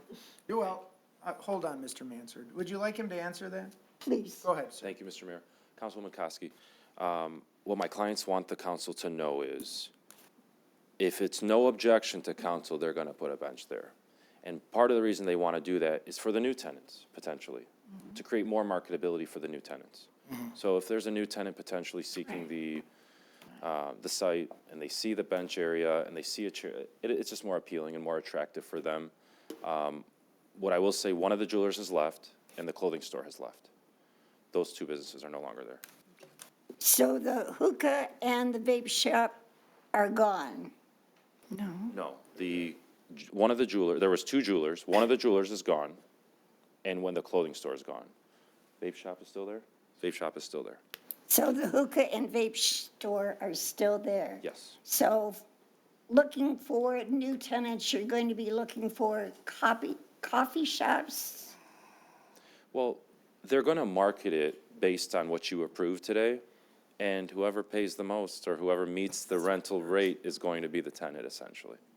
So you're just saying whoever wants to rent, come, not necessarily. Whoever wants for to this rent, you are more purpose. than welcome. Please engage in business with my Yes. clients. That's two Because that's what they're comments. seeking, right, is to rent those units, those empty units. Who wants empty units? The business owner doesn't want them, and the municipality doesn't want them. So, thank you. All right, thank you, Ms. Kosky. Anyone else on the amendment? Mayor Taylor? Mrs. Sarowski. Although I do have to say, because I love benches, I love outdoor seating, I would rather sit outside 90% of the time if the weather's good. I do not think that we should make it mandatory. I think that that is just something that isn't necessary. If they want to put a bench in, great. Maybe they decide they want to put a little bistro set instead. I do require a specific outdoor seating type. Just really, it hamstrings them, and I don't think that that's necessary, nor is that should be our purpose for any business in the city. And that's all I have, Mayor. All right, thank you, Mrs. Sarowski. Just 1 second, Mr. Radke. Anyone else on the amendment? Okay, Mr. Radke, briefly. Thank you. The reason I'm asking for it to be mandatory is for 8 years, it's not been there.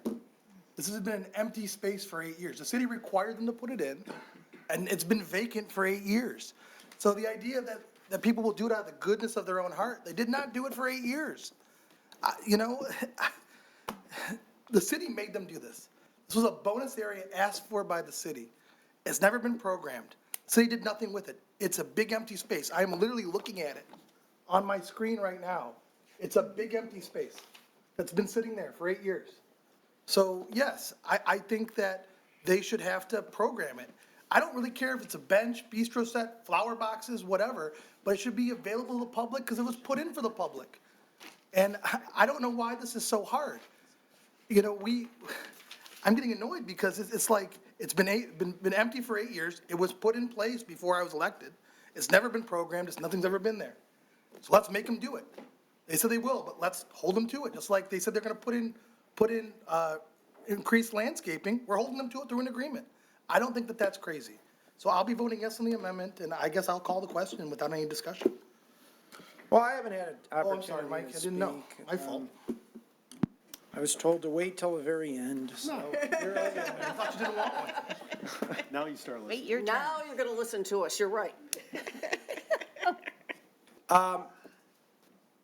Look, I'm torn because I sort of agree. I mean, I think that, I agree with some of my colleagues that, hey, don't make it mandatory, but they seem to be very willing to do it and interested in doing it, and I think that it's,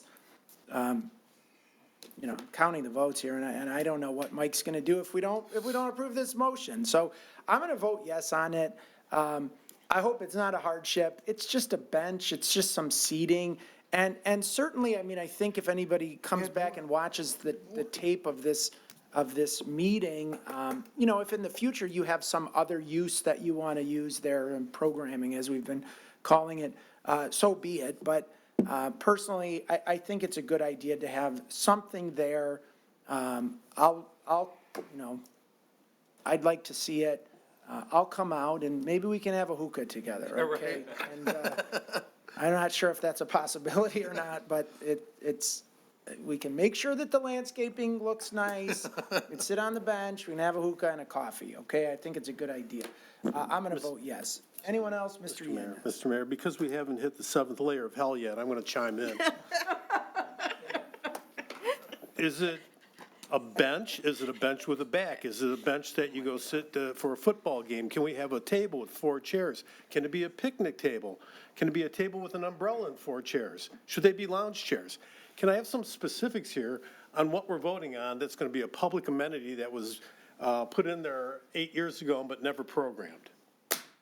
I asked the question. I don't know who to ask that question to. I mean, I think, my feeling on it is that the motion is essentially that they add some seating there. Correct. And that's it, and they can have some discretion. They can use their discretion, and I'm certain if we find it deficient, we'll work with them. And, this was offered, and I think they're serious about doing it. I'm not overly concerned. I think they'll figure it out. So it does, just because, it doesn't have to be a bench. But the amendment says it does. Well, did you say seating, Mike, or? He said bench. Seating is fine. I really don't care. I want it programmed. Seating. Isn't hard. Yeah, no, We're making it very it hard. is. I think this is fascinating.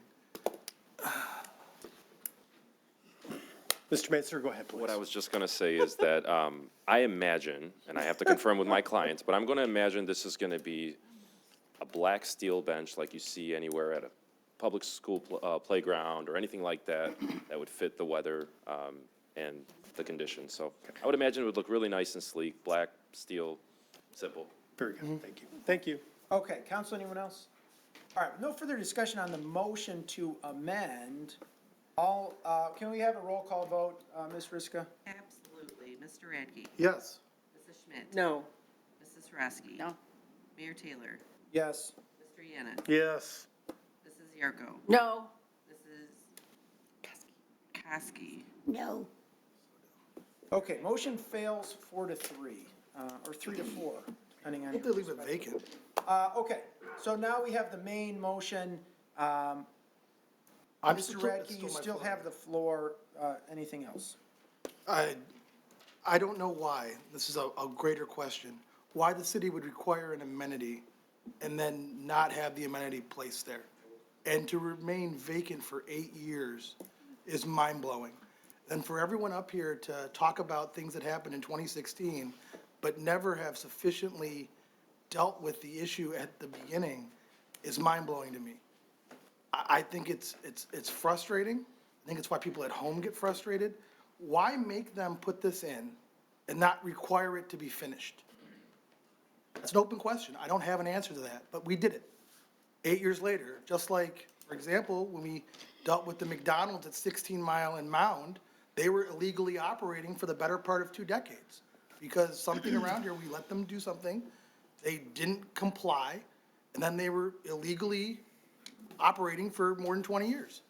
So this is another example. It's frustrating, because why do we have in our zoning code these bonus areas that we require, if they want to do things, we require them, and then we don't program them, we don't increase it, so instead it ends up being a big empty space. That's my frustration. I'm going to vote in favor of this rezoning. I don't have a problem with it. I think this is a simple thing, but man, I just don't understand what we do around here sometimes. That's all I have, Mr. Mayor. Okay, thank you, Mr. Radke. Just do it anyway, okay? Yeah. Just do it anyway. Just do it. All right. Mrs. Riska, can we have a roll call vote on the main motion? Mrs. Schmidt, Yes. Mrs. Sarowski. Yes. Mayor Taylor. Yes. Mr. Yanis. Yes. Mrs. Zierko. Yes. Mrs. Kosky. No. Mr. Rick. Yes. Okay, motion passes 6-1. Thank you, Mr. Mansour. Congratulations, Ms. Elisa, and good luck. Good luck. I'm gonna come by for a Frappuccino. club sandwich, you know, And a hookah. hookah, cappuccino. Baklava. Yeah, baklava. Love that. Okay, moving on. We're on to the next item on our agenda tonight, which is to consider approval of the distribution of the draft master land use plan to all required entities for review and comment with a presentation from our city planner, Dr. Jake Parcell. Dr. Parcell. Thank you, Mayor Taylor, members of council, Mr. Vanderpool and Mr. Koszewski. To say I'm excited this evening would be an understatement. When I edited earlier this week this template for our presentation tonight, I only had to change the year because this kickoff meeting was your first February meeting of last year. So over the past 12 months, the Office of Planning, our consultant team from Giffords Webster have been absolutely and incredibly busy working on this master land use plan. And we're very excited to bring it forward this evening in its full draft. So without further ado, I would like to begin our presentation on what is before you this evening. So in 2017, the city of Sterling Heights adopted what our current master land use plan is. This plan that is before you this evening, all 340 pages of it, is built on the foundation of what exists in this community and moves it forward with sensible and practical recommendations on how to enhance what we have and how we can move it forward. This plan was designated as a full comprehensive rewrite as recommended by the Planning Commission because of what has happened since 2017. There's been significant strides in the Lakeside Mall redevelopment. We have gone through a pandemic that has genuinely and greatly altered how we view land use within the city and nation and world. We have had a lot of sub-area plans that have been completed and reviewed and ordinances that have been amended, such as our North Van Dyke Avenue, our Van Dyke Mixed Use District, and our traditional mixed use development nodes. So building on this foundation, we started to take best practices and what we see in comparative communities and put together a comprehensive recommendation for this policy document. What you see in the organization of the plan and what I'll be going over briefly tonight, because I know it is lengthy and I do want to reserve time for questions, is the goals and objectives for each chapter, which focus on housing, economy, environmental stewardship, transportation, placemaking, and then the chapter on the mixed-use development nodes, along with a summary of our community engagement efforts and our implementation plan. So going through the 2017 master plan, I noticed what we saw was that the community engagement for the 2017 plan was 3 open houses, 1 public meeting, and an online tool that had 100 responses. When our city development director and myself sat down to draft the RFP process for this, we realized that in a community of nearly 140,000 people, that's just not enough. So what we set out to do is bring in the community, invite them to participate along in the planning process through the entire part of the way, along with our boards and commissions, city council, city administration, and city staff, and the community has stepped up to the plate. So over the past year, just to highlight what we've done through community engagement, our planning commission, who has been phenomenal taking on extra meetings in this, has hosted 4 educational modules held as supplemental planning commission meetings, including the joint meeting with you at City Council that were open to the public, televised, and recorded for distribution. We had 2 open houses attended by over 100 residents to interface with staff and our consultants regarding future land use and sustainability. That were free form events, full of interaction, full of hands-on activities like you see to the left and right on your screen, that were also educational modules. We had 2 online surveys, a community survey and a market survey, which received a total of 4,434 responses. We had meeting toolkits to engage smaller groups in the community, one of which was filled out by the city's African American Coalition, and one filled out by another city board that was given to the Youth Advisory Board. We realize what we do have a gap in, and what we did have a gap in is engaging the youth in the community as well. So we did an interactive module on master planning with the city's Youth Advisory Board. And then we hosted a student art contest that was able to come in and present their pictures to you to be included at the end of each chapter of the plan as well, so that they can show what they recognize as important in their community to them. We also wanted to ensure that we were well advertised throughout the process that this was going on. So we ensured that we kept open transparency throughout by having a weekly table at the Sterling Heights Farmers Market, an informational display at the Cooling Center and the Public Library at Sterling Fest. We connected with stakeholders of over 75 religious institutions, community groups, neighborhood associations, and nonprofits. And then, per recommendation by our Planning Commission chair at the time, Mr. Weekai, who said our business community is unsure of what to do with this planning process, we visited in person 65 businesses throughout the community with flyers to hang up and to meet with the owners to see how they wanted to participate as well.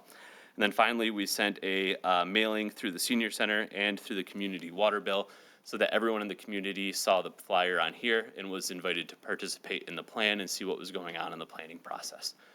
So we have birthed this plan out of significant public engagement and outreach to the community, which has yielded the results that you'll be seeing this evening.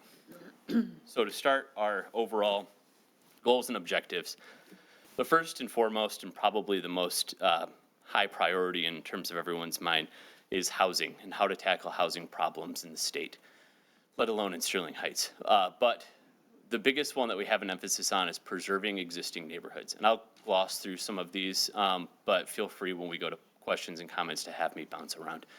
But preserving existing neighborhoods is something that makes up predominantly 75% of the parcels in the city.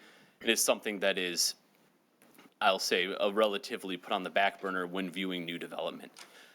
Because those neighborhoods are established and developed. So our goals here are to support and improve these neighborhoods by expanding amenities and outreach to them and having access to our civic destinations in the city. Something that we've identified as a strategy that I find very exciting to get started on is looking and working on a neighborhood plan, engaging neighborhood stakeholders for branding within their communities, potentially naming neighborhoods and coming up with different types of placemaking at the local single-family level to allow people to become engaged in the city's planning process from their neighborhood. A lot of goals you'll see in here is promoting mixed-use development. I will say, while this is a policy document, it's really only calling for mixed use on a very small percentage of parcels in the city, but it's looking at ways to use what little space we have left efficiently and sustainably so that we can contribute to a vibrant and walkable community. We also looked at things such as aging in place, helping people stay in the city of Sterling Heights who have already have an investment in the community, looking at gaps for missing middle housing, accessory dwelling units, and pattern book style homes, and expanding these opportunities throughout the city where applicable.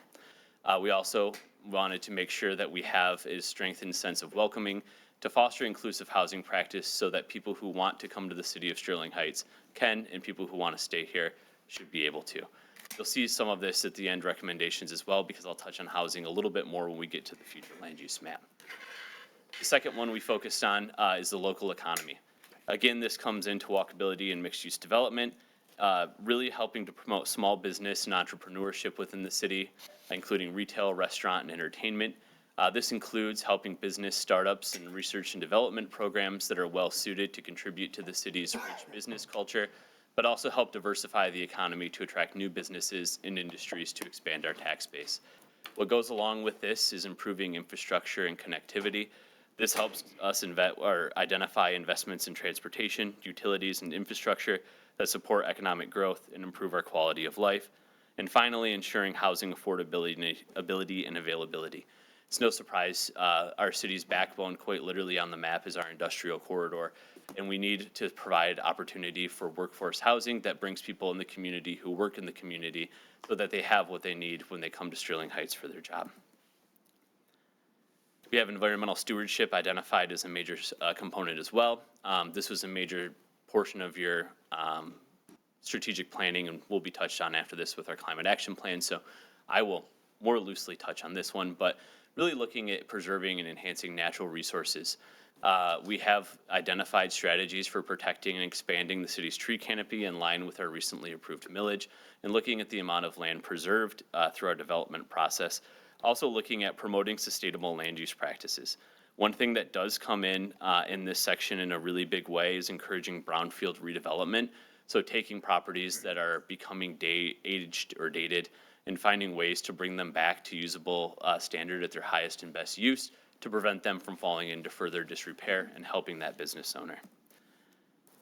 Transportation was a major theme we touched on as well. I have the smart map here because this was probably the favorite activity we put in a module where we actually tasked our planning commission and staff with going into the community to walk, bike, and ride smart buses, tracking where they went, seeing where there were gaps in service, and seeing where they were able to find opportunities to improve our transportation network. Mr. Fox jumped up at that one and took the bus to Lakeside and flexed smart flexes throughout the city to bring us data on this point. We really honed in and looking at finding ways to improve our public transit and encourage active transportation with our robust trail network and enhance walkability throughout our neighborhoods to our commercial nodes. This includes also looking at ways in especially some areas designated for redevelopment, implementing traffic management strategies, and investing in a sustainable transportation infrastructure. And finally, one of my favorite sections as well is looking at placemaking. So this includes finding ways to enhance what we have in some of our rich districts already through relatively low lifts. So including public art and public spaces and amenities that allow for people to gather, plazas, community centers, and quality public spaces throughout the city, and working on enhancing our streets with walkable streetscapes and designs that help people feel comfortable walking throughout the city or biking throughout the city. The North Van Dyke Avenue District Ordinance you approved earlier this evening was a huge step in that direction. The bike lanes that have been installed in the city are a huge step in that direction. And finding ways to help activate these areas and move people throughout the city because we are geographically so large is incredibly important. And finally, one of the more substantial chapters that you'll find is the mixed-use development nodes, or as we discussed in our joint meeting with the Planning Commission, neighborhood nodes and district nodes. So we are moving away from the designation of a traditional mixed-use development node and moving toward the district and neighborhood nodes and working on ordinances with this before the Planning Commission next month already. Because we got so much data from this section and from this participation as well. But instead of having an ordinance that one size fits all, every type of node in the city based on traffic or based on how their physical built layout, we had a lot of mapping tools that showed us what kind of uses people want to see in these areas. You'll see in this map here, restaurants and retail and housing really dominated what the nodes were. And then also looking at different types of ways to right-size the nodes based on if they're contributing to a neighborhood or a district node based on their scale and intensity. Doing this will help us create an ordinance that helps us right-size our development recommendations in the nodes and bring more positive development to the city. These recommendations kind of put what you've seen so far with our nodes out the window. So blanket recommending that things be moved up to the property line, blanket moving things to be designated as mixed use are no longer just the only strategies that you'll see. But bringing property owners together, finding ways to tame the immense amounts of pavement that's going underutilized, and then finding ways to work with our existing business owners to incrementally improve the quality of their public right-of-way space will be crucial in helping transform these nodes into what was the idea established in the 2017 plan towards nodes that really support our neighborhoods overall. So there's a lot of really wonderful recommendations in this section that we're excited to start codifying into ordinance and moving forward with. Ultimately, the plan culminates with the future land use map. This map is foundationally built on the 2017 map. We went through approximately 40 parcels, thanks to Mr. Keenan's efforts, a lot of them one by one, looked at what the existing use was, looked at what the 2017 designation was, and looked at what the original designation was for the 2025 master plan, and made sure that everything that we could was in alignment. There's a substantial amount of discussion at the last Planning Commission supplemental meeting about this, because you had upwards of 13 to 14 people providing parcel by parcel analysis on 40,000 parcels throughout the city. So we have put, our consultants, I will say, have put a substantial amount of time into this, making sure that what we see here is representative of what the community is built on and what we'd like to see moving forward. So a brief summary on this, because I know it's really hard to see on there, and this is really hard to see, but I'll talk through some of it, is giving you on the left an idea of what the 2017 master plan had and what your update is moved it towards. And then for reference on, if we need it, on the right, what the zoning plan would be provided to us. So this 2017 master plan provided large lot is estate residential and suburban residential. Realistically, I don't love the name estate or urban residential as land use classifications in the map. So we've changed it to large lot residential, which describes the actual physical size of the lots that you see there. And we'll touch on that on our next slide a bit. Whereas the rest of the residential was transferred into suburban residential, which is more characteristic of what you see of this community. We have created a new designation called compact residential, which is, it says an area for mixed residential areas, but this is a type of designation that surrounds the nodes. It's based on a 5 to 10 minute walk from around the node, which allows for different types of land uses from a residential aspect in that area. And we'll touch on housing more broadly at the final slide. Commercial maintains its designation from the prior plan, but we have combined office and medical office. Then we have re-envisioned the nodes into the neighborhood node, the district node, and then the North Van Dyke Avenue area as its own designation. And then finally, transitional land use, one that has become obsolete, has been deleted and implemented in terms of the overall land use here. So based on what I said, the one I want to talk about mostly is housing. And I just want to provide some context on why we still have two distinctions here. So we have suburban residential, which covers all of the orange that you see in this picture, which if you look at this map, which is a zoning map of our 60, 70, 80, 90, and 100, a large majority of the community. The two areas that are designated as large lot residential is the northwest area and this area here, which is comprised of R70 and R80 lots. These areas are quantified actually as the lot size, which is why they maintain their designation as large lot residential. So you'll see land use recommendations on the left and then future zoning recommendations on the right. But large lot residential, formerly estate and suburban residential, are lots that are approximately over 8,400 square feet or larger. This mirrors your R70 through R100 zoning districts. Suburban residential is the less dense designation. This promotes the single family and supports the single family residential neighborhood. They have smaller lot sizes, which is more in line with your R60s. R60s are about 30,000 parcels in the city. So this is suburban residential, predominantly your single family neighborhood. Then finally, we have a new designation, which is called compact residential. This is, as I mentioned, based on a 5 to 10 minute walk from every node. So looking at this, this creates a small outline around the node, which would, based on our recommendations from Planning Commission, as a SALU, recommend triplexes, quadplexes, or other multiplex options on the single family lot that would mirror a pattern book style that can be developed within the neighborhood to promote what we would call like a gentle density increase by just 1 to 2 units per neighborhood for people that can walk to the neighborhood support nodes. The Planning Commission for zoning recommendations offered that we explore duplexes and ADUs permitted by right in all residential classifications. This includes large lot and suburban residential, mostly because ADUs are incredibly important for aging in place. You hear them often called mother-in-law suites. You hear them often used for people whose children come back from school that want to stay on site with them but don't want to stay in their childhood bedroom, things like that. But the big caveat here is that duplexes and ADUs have to match the existing characteristic of the neighborhood. And the big thing to remember that this is a policy document. that all of these are contingent upon amendments to the zoning ordinance. So not every lot in the city will be able to have an ADU or a duplex because, quite frankly, it may not fit. You may not have the lot size or ability to do it based on its built conditions. You may not have the ability, depending on how your lot is platted, to build a lot, and this will prevent overbuilding on lots moving forward.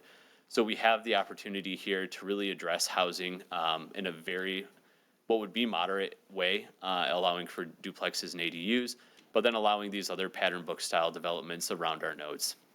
So it is a relatively large amount of housing reform, but one that is contingent upon a zoning ordinance that will be adopted following the implementation of this plan.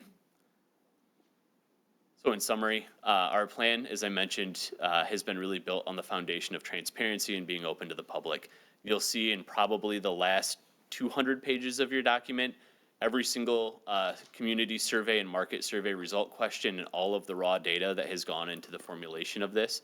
You'll see the parcel identification and parcels affected that are being classified within every node, which is what our ordinance is contingent on. And then a very well-researched and robust section on existing conditions that includes a lot of maps, wetlands, traffic counts, accidents at intersections, anything else that you could think of within the city of Sterling Heights that we can rely upon on writing our staff reports moving forward that will help strengthen the opportunity for the Office of Planning to advocate for projects in front of Planning Commission and City Council. So it's a lot that I put on your plate, a lot that I tried to touch on, but ultimately, you know, in summation, bless you, this has been a huge, huge lift within city administration, within our volunteer boards and commissions from City Council, but largely from the residents of the city of Sterling Heights. I've sent probably personally about 35,000 emails, and I'm sure everyone is relatively tired of hearing from me about the planning process. So I'm incredibly proud to present this for you this evening. I look forward to your comments and feedback. We have Ms. Boehm and Mr. Amott and Ms. Miller from Giffords Webster here who are available for questions as well. But the motion on the floor this evening would be to recommend the plan for distribution for public comment.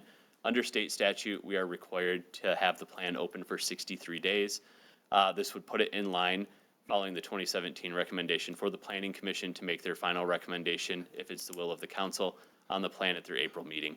But we will discuss the final authority in terms of adopting the plan moving forward after the 63-day public comment period. And with that, I would give my time back to Mayor Taylor. Thank you. Okay, thank you very much, Dr. Parcell, for the presentation. Representatives from Giffords Webster's, he said you'd be available for comment, questions, answer questions, things like that. Anything you want to say right now? Okay. Then I'll ask the audience, is there anyone in the audience who would like to speak on this item? Mr. Nelson.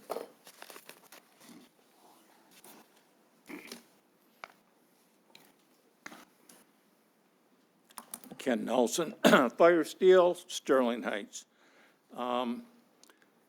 My questions, I've been to most of the meetings about this master land use plan. I don't agree with too much of it as far as being given the opportunity. This is a regular governmental gaslight situation that we went through here. The only thing that I want to bring up is this approval process. It says that in April, the city council will make a determination whether they're going to be the one approving this master land use plan or whether it's going to go, stay in the planning commission and they will give the final approval. I beg you not to do that. One of them was, we keep, every time there's a meeting, and I hope we don't do that tonight, where you guys are going to go through and say there's more that we need to see and hear, and we sit here all night. Every time the planning commission gets together, there's more and more items that people want to see. What scared the heck out of me out of the last planning commission meeting was when one commissioner started bringing up about needing to see possibilities of duplexes, triplexes, quadplexes in their large lot, R70 to R100. Now, I got a lot of phone calls on that one. I did, truthfully. You're going to put in a duplex next to my house because my neighbor decided to sell? No, you're not. And there is nobody that's in favor of that. I have a 340 home subdivision that I live in. It's R70. It would qualify. And according to what we're talking about right here, and I didn't think that was in there, and I think that's as a result of the suggested from the planning commissioner. Now, you people tell me, you got a big lot. Is that something that you'd want to have the capability of doing, is putting a duplex or a triplex, selling it off, doing whatever you're going to do? That should not be in a master land use plan for a city. That takes us down to Detroit. So I'm hoping that you don't wait until the April meeting to take the planning commission is responsible to you. You are responsible to the people. What you do in this master land use plan and what you approve is on the rest of us. I want to hold you responsible for this master land use plan. I don't want to hold the planning commission responsible. So tonight, I know all you're doing is approving a distribution. Please don't take all night making more suggestions. This is what you're here to do. But please make a decision tonight that you are the ones that are going to give final approval. Thank you. All right, thank you, Mr. Nelson. Anyone else on this item? If not, council, we need a motion. Mayor Taylor, Mrs. Zarko. resolve to approve the distribution of the draft master land use plan by the Secretary of the Planning Commission to all entities required by the Michigan Planning Enabling Act for review and comment. Support. Been moved and supported. Any discussion, Mrs. Zarko? First of all, I want to thank everybody for all the work that they put into this because it was a long process. A lot of the activities were fun, gave you a chance to meet a lot of the people in the community who had different ideas of what they thought they wanted their city to look like. So I really do appreciate that. I'm not going to comment too much because this is just for the distribution. That's what we're approving tonight, is having the ability to distribute this document to the entities. I'm not going to disagree, though, with Mr. Nelson when he says that this document should come back to us for final approval. And that's just how I feel that, yes, that it should come back to us for the final approval after the planning commission has seen it. So that's all I'm going to say tonight. Okay, thank you very much, Mrs. Zarko. Ms. Sarowski. Thank you, Mayor Taylor. And also, just very briefly, I do 100% agree with Mrs. Yarko, which, not always, but a lot of times. And that this is, we are just approving it for distribution. I do think that this is, and we need to get it out there. It's getting out there for comment and review. And that is extremely important to understand, that we're not just letting it go and then we're going to approve it. We're looking for comments, we're looking for ideas, for if there's possible ideas for change, and then comments from the, what is liked and not liked about it from the residents. That's what we're doing, that's what I'm voting to approve as well. And I do think that, yes, anything of this magnitude, this is a master land use plan, should always be, anything of those types of titles should come back to us for vote. And that's all I have, Mayor. All right, thank you very much, Mrs. Sarowski. Anyone else? Mr. Mayor, Mr. Ray. just very briefly, I want to credit Giffords Webster and everyone for making the plan. I attended many of the sessions and watched many of the others. I do have a few concerns about the plan, and since we're opening it for comment, I'm going to make my comments now, no matter what Mr. Nelson says. I guess my question, would be through the chair to Dr. Parcell. We've talked in the past about cottage courts and missing middle housing and maybe tiny housing zoning or villages. Where would that fall? Would that be compact zoning, or where would that fall into this current master plan? Mr. The chair.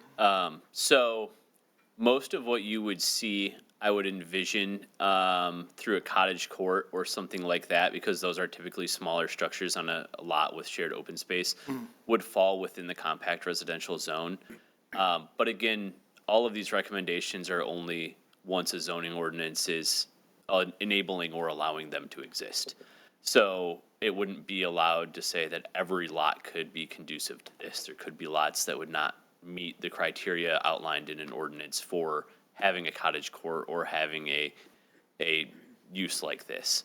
I will defer to Ms. Boehm if she has any other comments on that, but I would envision most of it within compact residential to fit the pattern book style we're envisioning. Well, I'd love to hear from Giffords Webster if they have a comment on it. The chair. Thank you. Good evening. Thank you so much. I think I was going to agree and not really add anything else in, but I do think that Dr. Parcell raised a good point about the master plan being our guiding document and outlining the vision that we have for the future, but then having all of the details follow in our zoning ordinance, which would be the next step after your plan is adopted. So just kind of reinforcing that idea that this kind of just sets the foundation for what we want, and we can do the rest of the hard work, more hard work later. Well, some of my curiosity is, would cottage courts be considered a multiplex, or would it be? No, it would be single family, single Single household. Okay, that's fine. The two concerns that I had after watching the planning commission meeting were the area around Plumbrook and Dodge Park, which is currently encompassed by several churches, school property, and a consent judgment property, along with some homes that front Dodge Park. You know, I think that should be our lowest form of mixed use. That area should be encompassed. Because even though it's a consent judgment, you know, I think people go to the master land use plan and the zoning plan as a place to start on how they envision future land use in an area. And then on top of that, the council knows that in the past, schools have become defunct or schools have left, and then the underlying zoning takes hold. And often that underlying zoning is just residential, and it gets sold off for homes, like the Warner Elementary site, for example. I think Grissom is still there, so Furman got sold off for homes, for example. And to me, I think we need to put a marker down there. I don't envision a very dense area, but I think that two-story, multi-use makes sense in that area, especially as it fronts Dodge Park. And I would urge the planning commission to really examine that. Because I think that already there is a plaza there that's more, it's commercial, but it's local commercial in the sense that people walk there. And I see them walking there for ice cream, for pizza, for 7-Eleven or whatever. So it already has all the basics of what multi-use should be, only there's no housing on site. And I liken it back to, I grew up off of Mack Avenue in Detroit. Mr. Nelson seems to think that Detroit's a bad place. I grew up there. I don't think it's a bad place. But almost all of the commercial fronting Mack Avenue had upper story apartments and ground floor commercial or retail. And that worked. And it was functional. And it didn't detract from the neighborhood that was behind it. And frankly, we often walked up to the corner store to buy milk, to buy treats, to go play video games, to do any number of things that create walkability and community. So I think that the Plumbrook area especially is prime for that, and we should really consider it there. And my final point, which is an overriding point, is while I appreciate the compact, could you put that slide back up, Dr. Parcell? The compact, suburban and large lot, I think that if we're truly going to get serious about housing, we need to open up the entire city to triplex and quads by special approval land use. I think they should also be pattern book homes. I think it's insane to say that the smallest parcels are where the biggest triplex and quad should go. And in large lot residential, they have more room. Therefore, they have room for triplex. They have room for quad. And again, it shouldn't be allowed by right.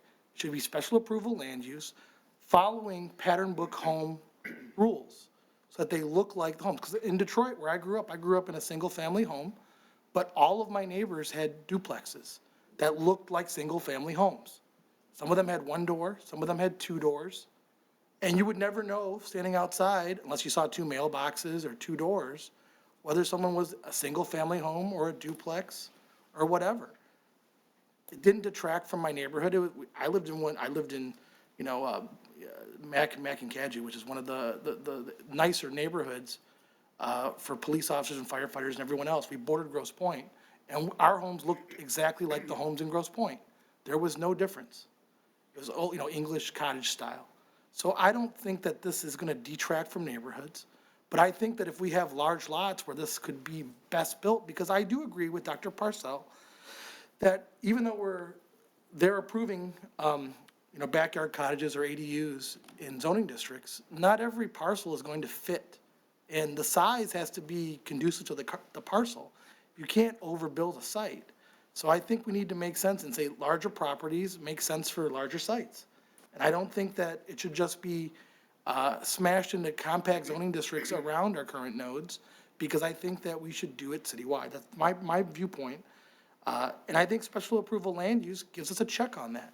They have to come with their plans. They have to be approved by the planning commission. They have to be looked at so that things don't get out of hand. That's just my viewpoint, though. I'm happy to vote for this for distribution. I think the planning commission worked very hard on this. It's leaps and bounds better than the 2017 land use plan. And I look forward to voting in favor of it.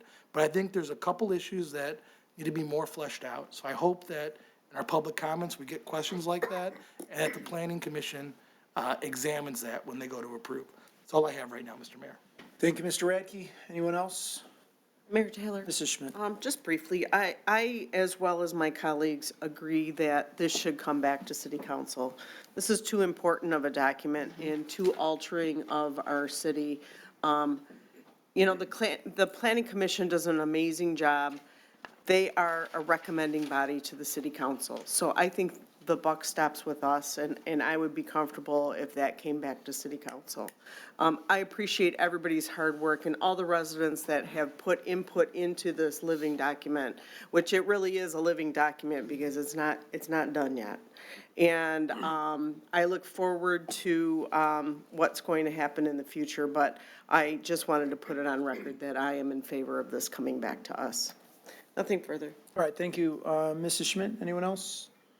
If not, thank you, Dr. Parcell. Thank you to our partners at Giffel Webster for their hard work, to the entire planning staff who's here in the audience tonight.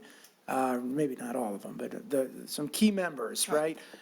Thank you for your hard work, and to our legal department and everyone else. We appreciate it, and so we'll send this recommendation off, and then it sounds like we just don't trust you, Nathan. I mean, I'm sorry, but no, listen, I don't think that that's the case at all. No, I'm kidding.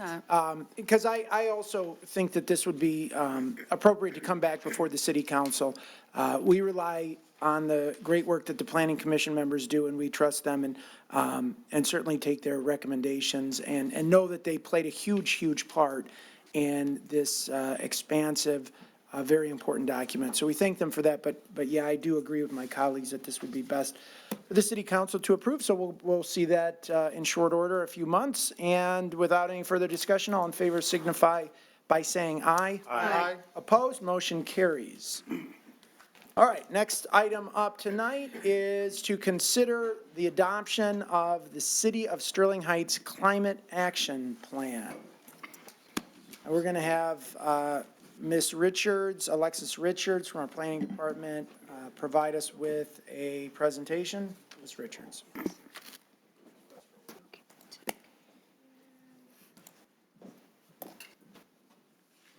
Busy day for you planners today. Yeah, it was a big night. Spreading the wealth, okay. All right, so good evening, City Council, Mayor Taylor, Mr. Vanderpool, and Mr. Koszewski. As you know, I presented our first ever climate action plan at strategic planning last week. So given this, I will be doing a short and sweet version of my presentation, highlighting the need for the plan, and then giving a high-level overview of what is in the CAP. So, in order to inform the climate action plan, we first needed to take an inventory of our baseline emissions. This enables us to measure the progress of the actions that are outlined within the CAP. We inventoried both community and government emissions, so what we're seeing here today for the year of 2022. And what we're seeing here today is the breakdown of our community baseline, our community emissions. In total, the community produced 2 million metric tons of carbon dioxide equivalent. As you can see, our industrial sector accounts for the largest portion of emissions at 29%. This is followed by residential at 25%, and then transportation at 24%. Next, we have our government emissions for 2022. In total, the city produced 13,312 metric tons of carbon dioxide equivalent.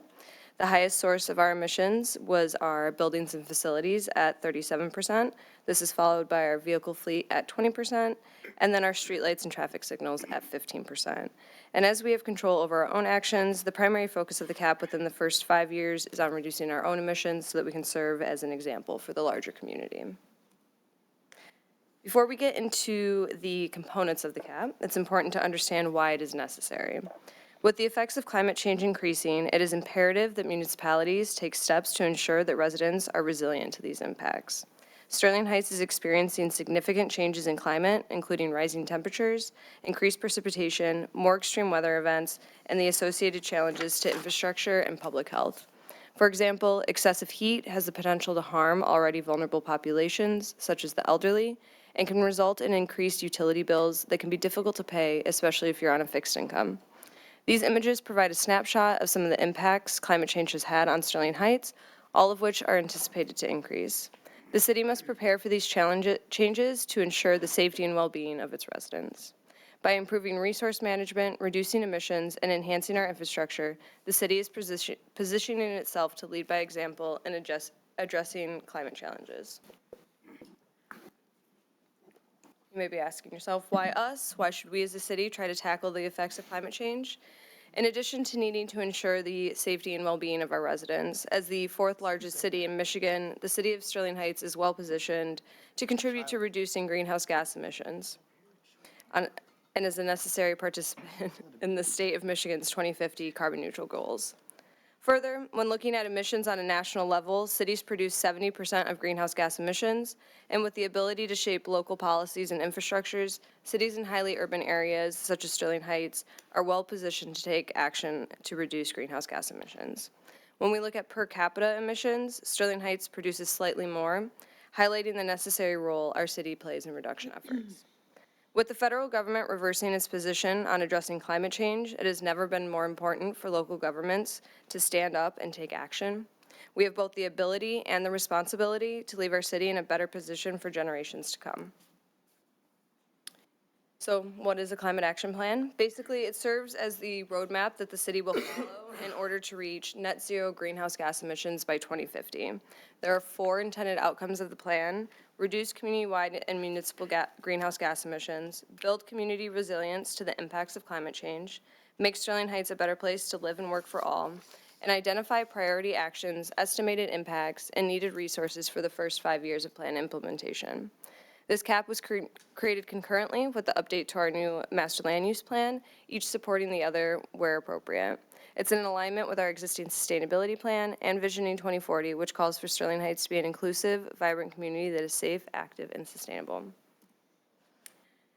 Looking at how the plan is structured, it's organized into 5 overall sectors: building, transportation, waste, public health, and natural resources. Between these 5 sectors, there are then 22 strategies and 103 actions. Each sector includes several strategies which outline the high-level pathways to achieve sector-specific objectives. These strategies represent long-term desired CAP outcomes and provide flexibility in how they are implemented. Within each strategy, there are then multiple actions which detail the specific programs, projects, policies, and efforts that contribute to the overarching strategy. Actions are more targeted in scope than strategies and may evolve as new opportunities and technologies emerge. The CAP is intended to be a living document allowing for innovation and adaptation over time. And with that, I would like to thank you all for your commitment to making Sterling Heights an inclusive, vibrant community that is safe, active, and sustainable. If anybody is interested in seeing the full presentation that I gave at strategic planning, that is on the city's website. And additionally, if adopted tonight, the plan will be available as well. So with that, thank you. Okay, thank you very much. Is there anyone in the audience who'd like to speak on this item? Mr. Inks?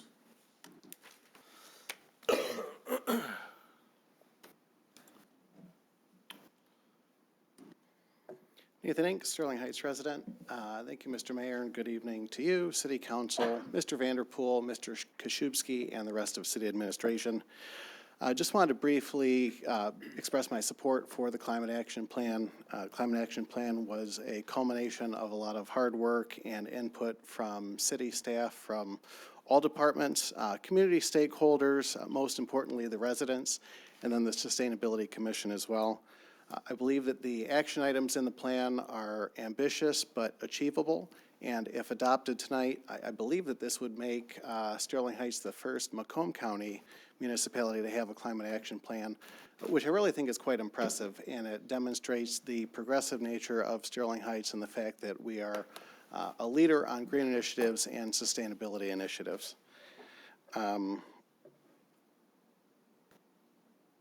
Overall, I think that the climate action plan would make the city more sustainable, but more importantly, there are a number of items in the climate action plan that would just provide for better health for the community, make the city more attractive for residents and businesses, and overall improve the livelihood of our residents.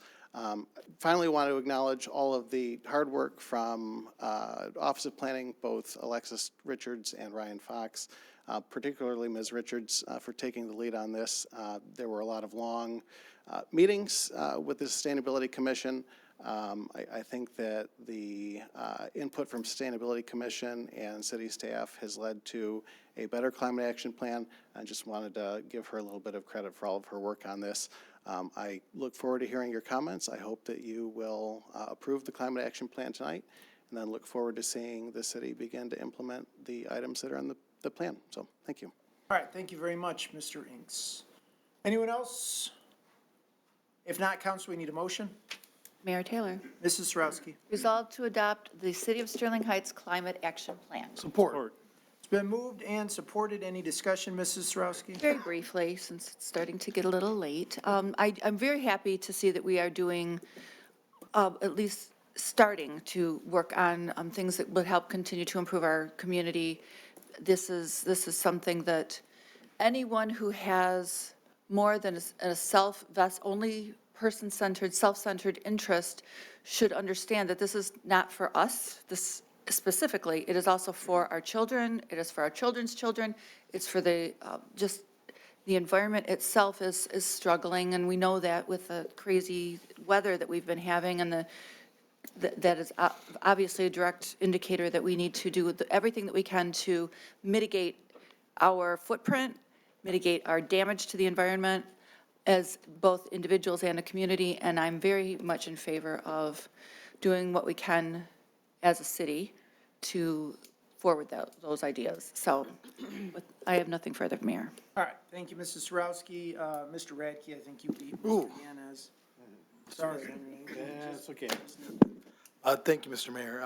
I just want to commend the city staff and the Sustainability Committee, who I know worked on this for an extensive amount of time. Reading through it, it's amazing how many things the city is already doing. It's nice to have it being categorized. Like, we are already well on our way. So it wasn't like we're starting from zero. You know, we have so many things that were ongoing or actually already completed in the plan. And the rest is stuff that we either have thought about working on or are working on or should work on. So I don't see any real issues. It's almost like we've written a document saying all the stuff, kind of bringing together all the stuff that we're already doing just to show that we're doing it. So I'm very much in favor of this. I think we are working very hard. I know that when we went through the 2040 process, one thing that residents repeatedly said to us was that they wanted a green, sustainable community. And this is putting on paper what they asked of us. So I'm happy to support this, and it's a great read, and it shows all of the hard work in many different departments that are making Sterling Heights more green. That's all I have, Mr. Mayor. Thank you, Mr. Radke. Council, anyone else? If not, thank you, Ms. Richards. Thank you to the planning staff, to the Sustainability Commission for the work that you guys did. We really appreciate it. This has been an incredible commission. That's just, you know, one of the newer commissions, but I think it's set a benchmark for what we can expect from essentially volunteers who choose to serve City of Sterling Heights, this is an impressive document that I think you deserve a lot of recognition for all the work that you did.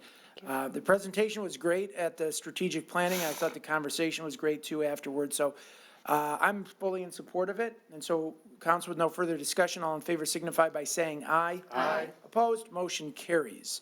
All right, we'll move on to communications from citizens at this point. Is there anyone in the audience who'd like to speak? If not, we'll go to reports from city administration. Anything tonight, Mr. Vanderpool? Mayor, I just want to comment quickly. Mr. Nelson raised earlier the question about the date on the Transportation Asset Management Plan. It is indeed 2022. The state of Michigan requires that we update that every 3 years. So I do think we can clarify it on the final report and simply put underneath 2022, updated 2025. The information in the report that you saw tonight was all updated, so it is indeed accurate. Thank you. All right, thank you, Mr. Vanderpool. Mr. Koszybski, anything tonight? Nothing tonight, Mayor. Okay, council, any reports? Mayor Taylor? Mrs. Schmidt. Bear with me, I don't usually say much at the end of the meetings, and I have some notes here that I'd like to read so I stay on track. During the strategic planning meeting last week, there was discussion that came up regarding the stormwater utility. A lot was presented, and I appreciate the information provided. That being said, after the discussion, a question was asked, without objection, that the city go forward with a study to possibly proceed. While there were no objections that night, I would like to publicly put on record that I do object to budgeting $300,000+ for a 1 to 1.5 year study for something that may not ever happen. It's a lot of money that clearly could be spent better or even just saved. We're in the midst of many changes at the federal level that could have significant effects on the city. I also realize that there are some people that are very passionate about this issue, including the Sustainability Commission, and I appreciate that. We've implemented many changes and programs on your suggestion. However, I can't in good conscience support this expenditure at this time. You know, with the price of eggs at $5 a dozen and a millage that was just passed that no one has even realized yet, I just think that we could spend our money a little more wisely. So at this point, I would like to make a motion to withdraw the inclusion of the funding of the stormwater utility study in the upcoming budget. Support. All right, it's been moved and supported. Any further discussion, Mrs. Schmidt? No, I think I've said everything that I feel.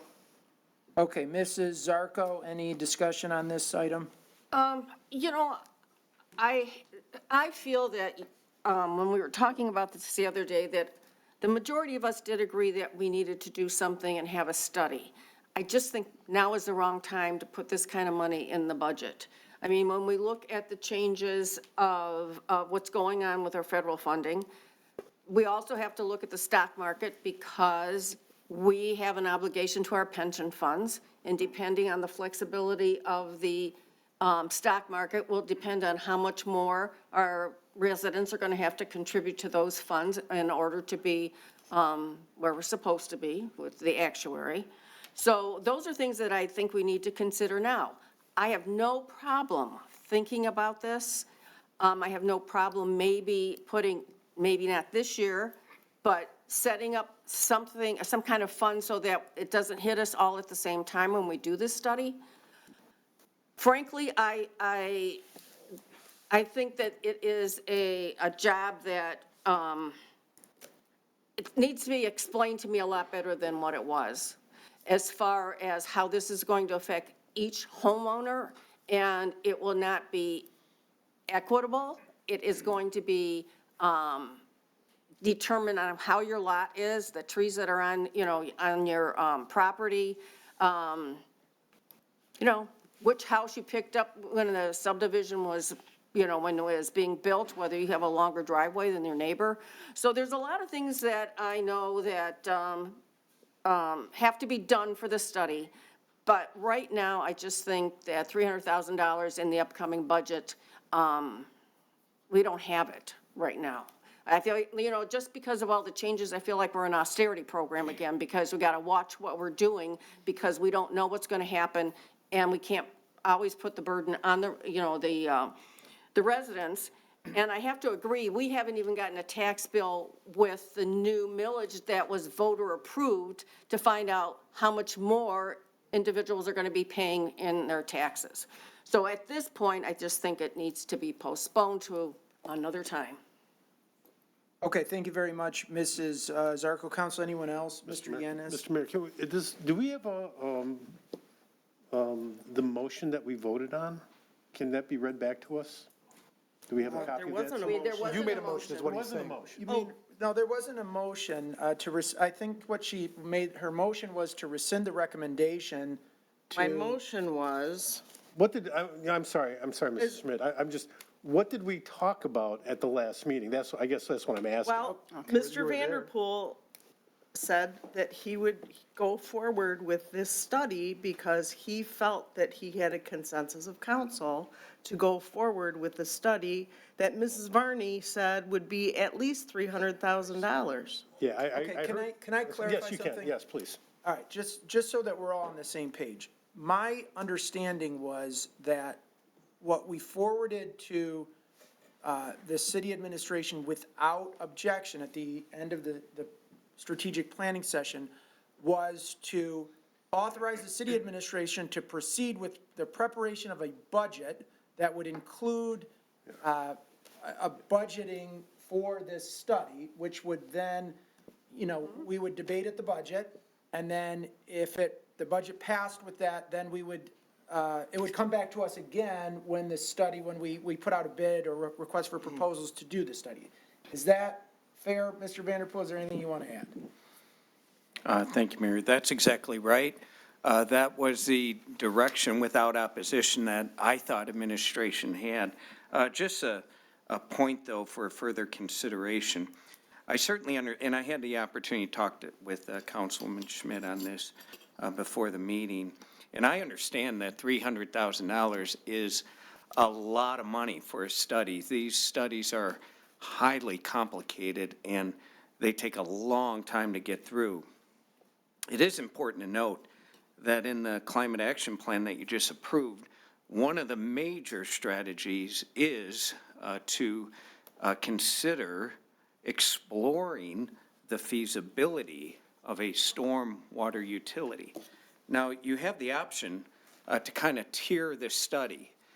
As Councilman Zarko said, you don't have to bite it off in one fell swoop. You could do, we talked to the consultant, you could do a first phase, if you will, in the $50,000 to $100,000 range. And if that may give you the information you feel is necessary to even think about it further, to understand what might be the impact to residents.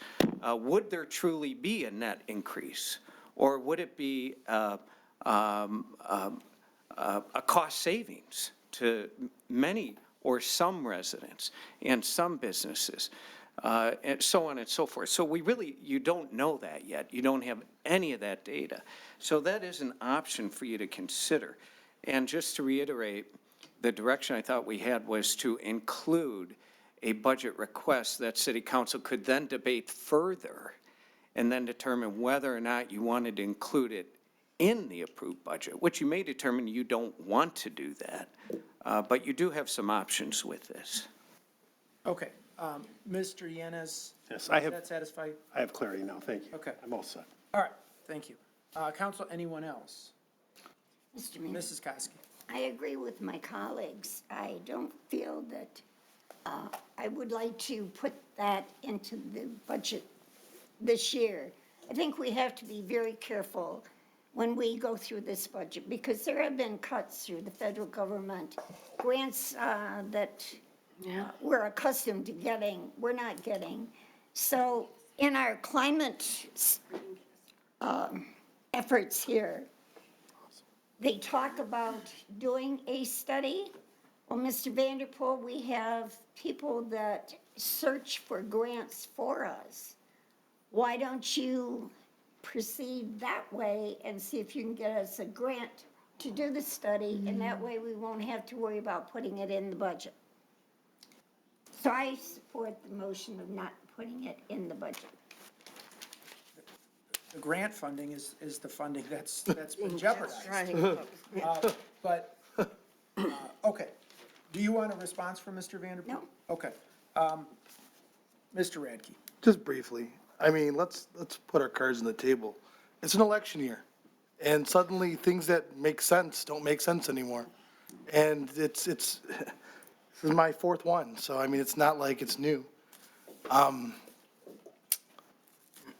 We approved a climate action plan that as one of its main features was exploring this. And I'm okay to bite it off in chunks. I'm okay with the $50,000 to $100,000 study if that's what is recommended by Mr. Vanderpool. And we pay Mr. Vanderpool a good sum of money to come up with the budget and to write these things. And I think that we are being very foolish because this is going to be a long, time-intensive process. This is not going to get done in 2 months or 4 months or 6 months. And other cities are doing this for a reason, and that reason was clear at the strategic planning meeting, is that we have no plan for our infrastructure. Right now, we fund it ad hoc. And we'll still fund it ad hoc, I guess, because pipes got to be replaced. But that's not fair, and it's not equitable. And it, honestly, it charges our regular residents more in their taxes because people are abusing the infrastructure and not paying their fair share. That's why other cities have gone to a stormwater utility, because they want it to be a fee-based structure where if you do more, you pay more.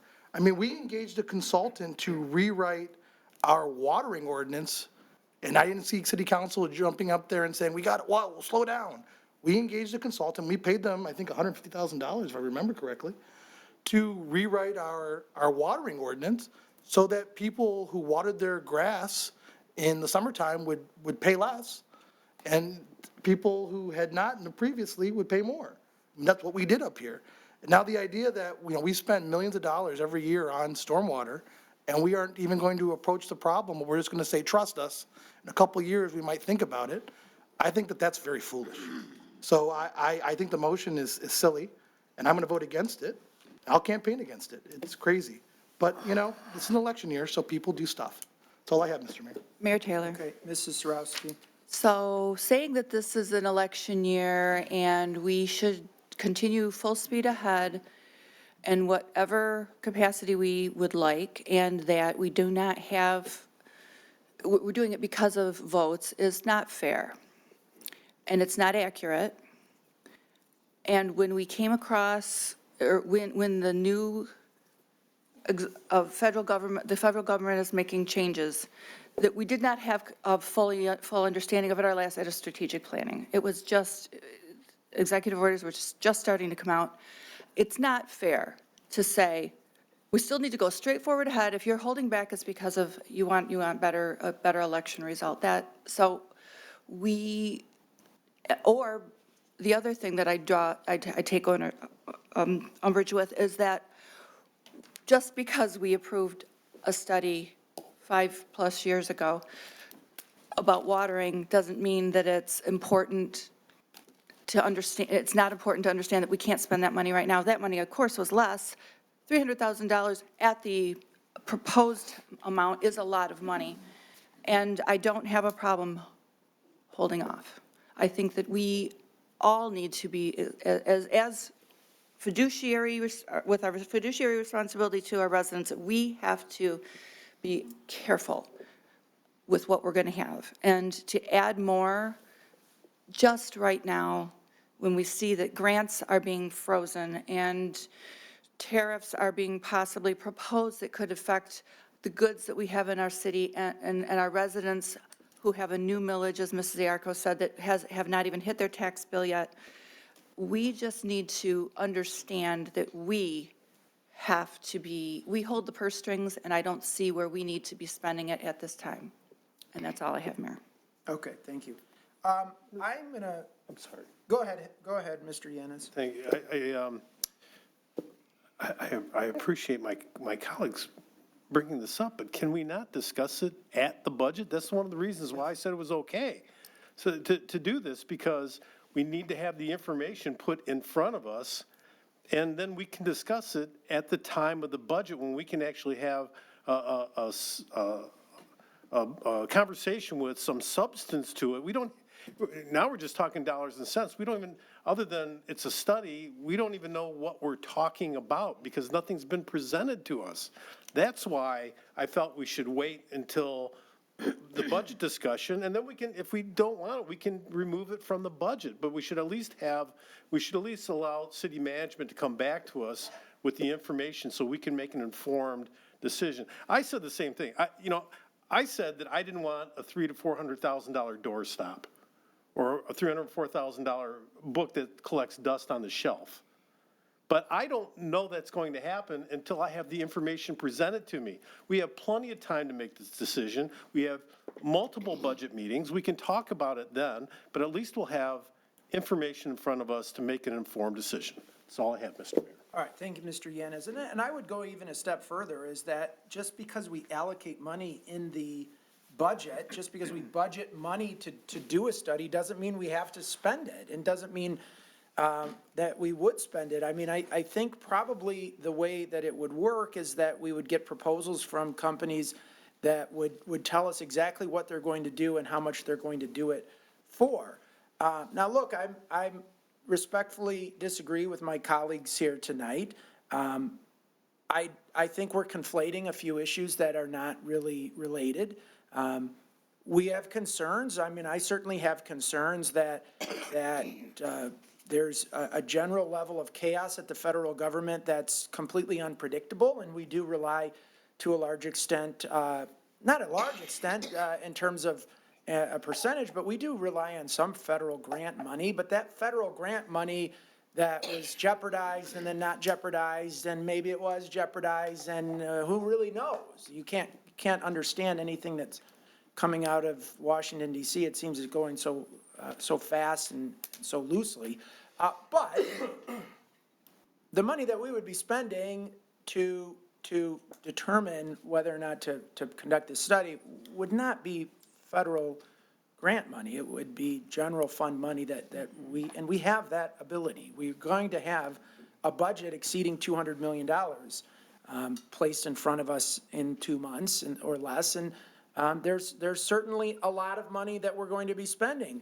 I would remind my colleagues on the council tonight that we spent $110,000 to purchase grade A transit mix for repair of streets. We spent $594,000 tonight to upgrade traffic signals throughout the city. We spent, get this, we spent tonight, where is it? There it is. $782,544 to award a bid for 2024 sewer rehabilitation, which is going to be rehabilitating our wastewater and stormwater sewer system. We spent $800,000 to repair it. And what we don't really have that I think this study would help us determine is we don't really fund the anticipated repairs to our underground infrastructure the way we probably would and could if we went through this study and were given some good information and data about what our needs will be over the next 25 to 50 years, what it's going to cost over the next 25 to 50 years, and then come up with a funding mechanism for it, rather than just waiting for something catastrophic to happen and then bonding for it, which is the alternative, but you know, that comes with interest payments. I don't see why we're so panicked about it. I really don't. This is this isn't unprecedented, but debating a motion during the council reports portion is highly irregular, and especially when we're just talking about a recommendation. Like, before that money would be spent, the $300,000, there would be a budget, there would be presented to us, there would be 2 budget hearings, there would be a 3rd budget hearing where the budget is adopted. There would be then a 4th meeting where there's a proposal presented to us for approval. So we're 4 meetings away from spending this money, and as Mr. Yanez says, we don't even know what we don't know yet. It's possible, maybe even likely, that a study would show that the average resident in Sterling Heights is going to pay less money to maintain the sewer system than they're paying now. And so we can say, yeah, we're being good stewards of the city's money and you know, there's uncertainty in Washington DC, but at the end of the day, this decision right now might end up with the majority of our residents paying more money and big businesses being subsidized by them. It might show something different. I don't know. But I think it's worth pursuing that and finding a way forward. And if the money is the biggest concern, then maybe we can, you know, we can put out proposals and ask and phase it and step it and see if there's a company out there that's going to be able to provide us with the information that we need for less than $300,000. You know, again, to the public, when we budget $300,000, we're using our best estimate of what we think this is going to cost. Just because we budget $300,000 doesn't mean we spend it.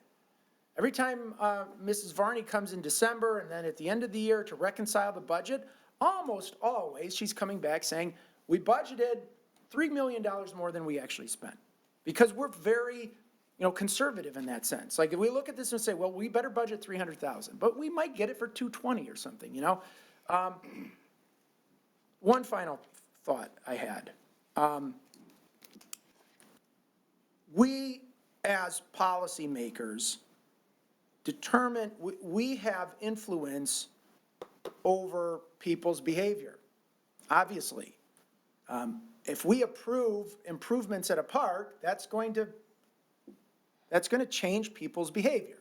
They're going to use that park, whereas they used to not use that park. And we've seen that certainly with the improvements over at Dodge Park. We had a summer strategic planning session a year or two ago where we talked about the impervious surfaces that are being proposed. The residents are coming in regularly asking to expand their driveways, right? And put more impervious surfaces. And we wanted to discourage that. We wanted to discourage people from having large parking lots where they don't necessarily need it.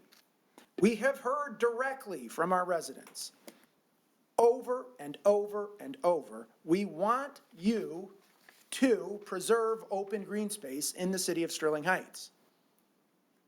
Over and over and over. And I'm usually on the opposite side of that debate. But if we want to encourage people to keep green space, one of the ways that you do that is by slapping a fee on them for removing the green space. It's a disincentive to put impervious surfaces there, and it's an incentive to keep it native and green and open. And that's why I think the Sustainability Commission, the Department of Planning, the city administration, and members of this council have said, yeah, we think that even though it's a lot of money, there are a lot of benefits that could flow from this. Benefits that are not just financially, could benefit our tax-paying residents, but also benefit them in the sense that what they've told us repeatedly, keep more green space. So I would be disappointed to see this recommendation rescinded, especially when there's no, you know, there's No cost.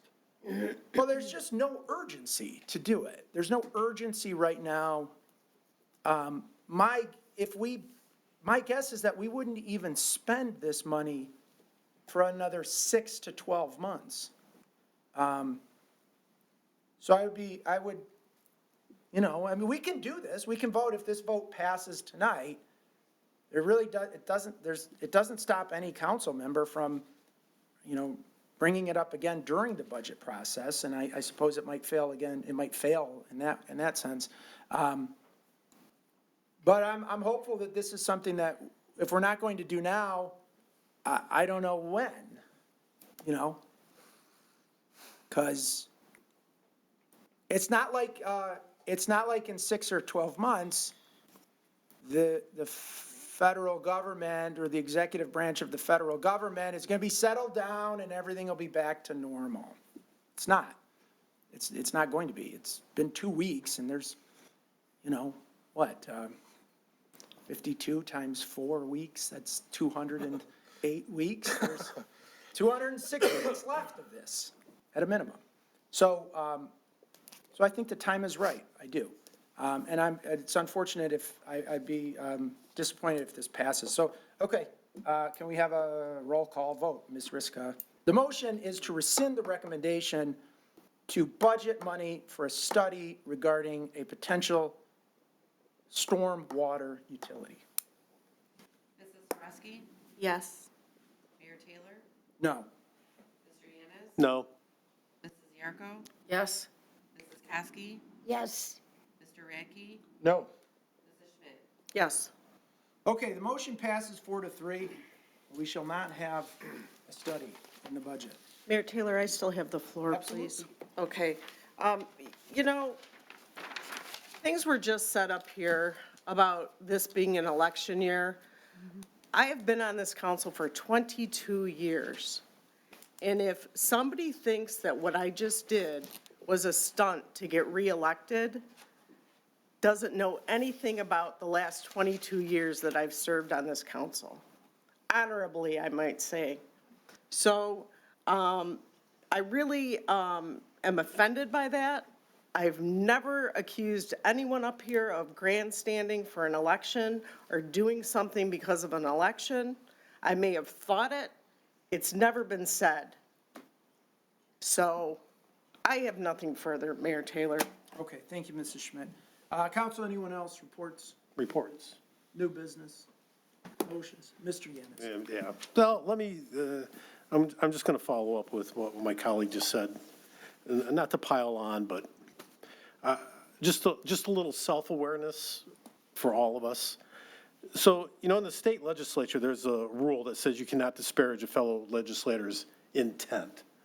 Somebody proposes a law, and one of the things you can't do is say, they're only proposing that law because they're up for reelection, which just happened here. And, Mr. Mayor, last week, my colleague, Ms. Kosky, brought up an issue, and you called it ridiculous. Tonight, Mr. Radke said that this motion was silly. I know I've broken the rule in the past, too. And when you break the rule, well, it's not a rule. It's not a rule. It's not a rule. You're absolutely right. It's not a rule. But it should be. At least we should observe and have respect for each other, whether we agree with each other or not. What Mrs. Kosky brought up last week was not ridiculous. It was what she felt, and she felt she needed to bring it up. Same thing with Ms. Schmidt tonight. Obviously I voted against it. I don't agree with her, but she has the right to bring it up. No different than tonight when I brought up about the strip mall. People are concerned about rats. They're concerned about trash. They're not here. I'm their representative. We're all their representatives. There was nothing wrong with me bringing up the idea that maybe we have to take their viewpoint into consideration as we pass this, right? So I'm just bringing this up because it did rub me the wrong way last week, Mr. Mayor, that you would call her ridiculous and silly tonight. And I'm just saying, we all have to work together. We don't have to love each other. We don't have to like each other, but we do all represent the people, and we do have to work together. And I would just caution use of whatever language, even though tensions are running high or we get upset or whatever, just to be kind to one another and be respectful at a minimum. And look at, if I break this, if I do this, I expect you to call me out. I expect you to call me out publicly, and I will publicly apologize. So that's all. That's all I have, Mr. Mayor. Thank you. All right, thank you, Mr. Yanis. Council, anyone else? Going Mr. on? Mayor? Mrs. Kosky. Through the chair to either our city attorney or Mr. Vanderpool, could we have an update on the status of the purchase by CCF in regard to the property there on Van Dyke? next week or The amusement next park? meeting? You're asking for what exactly, the status of the purchase? Yes, For the usually CCO on a of the Phase purchase 2 agreement, it says time is of the essence. When was that purchase agreement written, and how long has it been, and how are they doing with all their requirements, their approvals? Have they been rejected? Is there a lot of work that they're going to have to do? Are they saying they don't have the financial ability to do it? Have I said enough? Well, you've said more than originally, but he's taking notes, and so Be happy to. he'll provide that at the next Thank council you. meeting. I can provide an update in your Thursday packets likely. This Thursday, I'll do my best to get it in there. Okay, even better. All right, council, anyone else? Mrs. Zarko? Yes, only I'm doing this because Henry's my friend. And he doesn't call. Can you give us an update on our out-of-store security at Walmart at 14 and Van Dyke and what the status is there? Is we're still providing that service? Yeah, I'd appreciate it. And I also want to thank Mr. Yanis for, bringing that up, that we don't have to get along, we don't have to agree, but we should respect one another, and there's no reason not to. And the only thing he does wrong is, he thinks he's in Lansing because he's always hitting the table. I do that at home too. Ask my wife. So, yes, so nothing further. Okay, thank you, Mrs. Zarko. Council, anyone else? I just want to say, I had the opportunity today to speak with Mayor Dilkins, was it Dilkins, of the city of Windsor, Ontario. He had reached out yesterday and asked if I would meet with him and a member of his staff. Mr. Vanderpool and our economic development advisor, Luke Bonner, were part of that meeting. And there's obviously some concern certainly amongst mayors in the border state of Michigan and the border province of Ontario. I think they're all border provinces in Ontario, except for maybe 2 or 3 of them. I'm sorry, in Canada. But certainly there was a threat of 25% tariffs on Canadian goods. I think as most people know, when the United States slaps a tariff, it does not tariff Canada. It tariffs American companies purchasing Canadian goods. Some of the purchasers of Canadian goods are companies like Ford, Stellantis, General Motors, your grocery store. A lot of vegetables are grown in Canada, steel, and a number of other products as well. And thankfully, President Trump backed down from his threat of tariffs and paused them, I guess, for 30 days. But I wanted to say we had a very productive conversation today.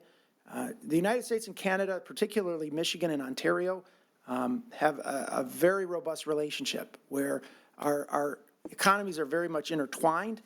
I think the Americans benefit from buying products from Canada, and Canadians benefit from buying products from the United States. And as I was saying earlier, when we were talking about the shopping center at 16 and Ryan, when Americans buy products, when there's a company offering products and Americans voluntarily buy those products, that's a benefit to Americans because they want that product or that service more than they want the money in their pocket. And that's a good thing. And then money gets out, it circulates, it helps the economy.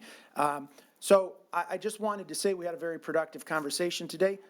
We are prepared and ready to use whatever influence that we have. I hope the city council would support the city administration and any efforts that we can come up with to voice our concerns about the disastrous impact that tariffs would have on the state of Michigan, the United States, and our relationship with a very close friend and ally, the Canadian government. We have major manufacturing companies in Sterling Heights employing hundreds, if not thousands, of American citizens in Sterling Heights that were ready to close their doors last Friday afternoon, ready to just shutter and close because a 25% tax on every product that they bring in would be devastating.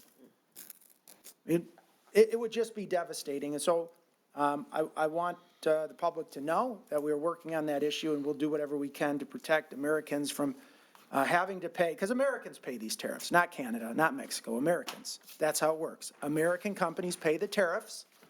The American companies send that money to the federal government, and then the American companies pass it on to the consumers. So we are working to do everything we can to ensure that doesn't happen. And I appreciate the council's support on that. If it comes to, if in 30 days we need to revisit this or sooner, I'm hopeful that we hosted a forum on this in 2018 or 2019. Congressman Paul Mitchell attended, mayors from Ontario attended.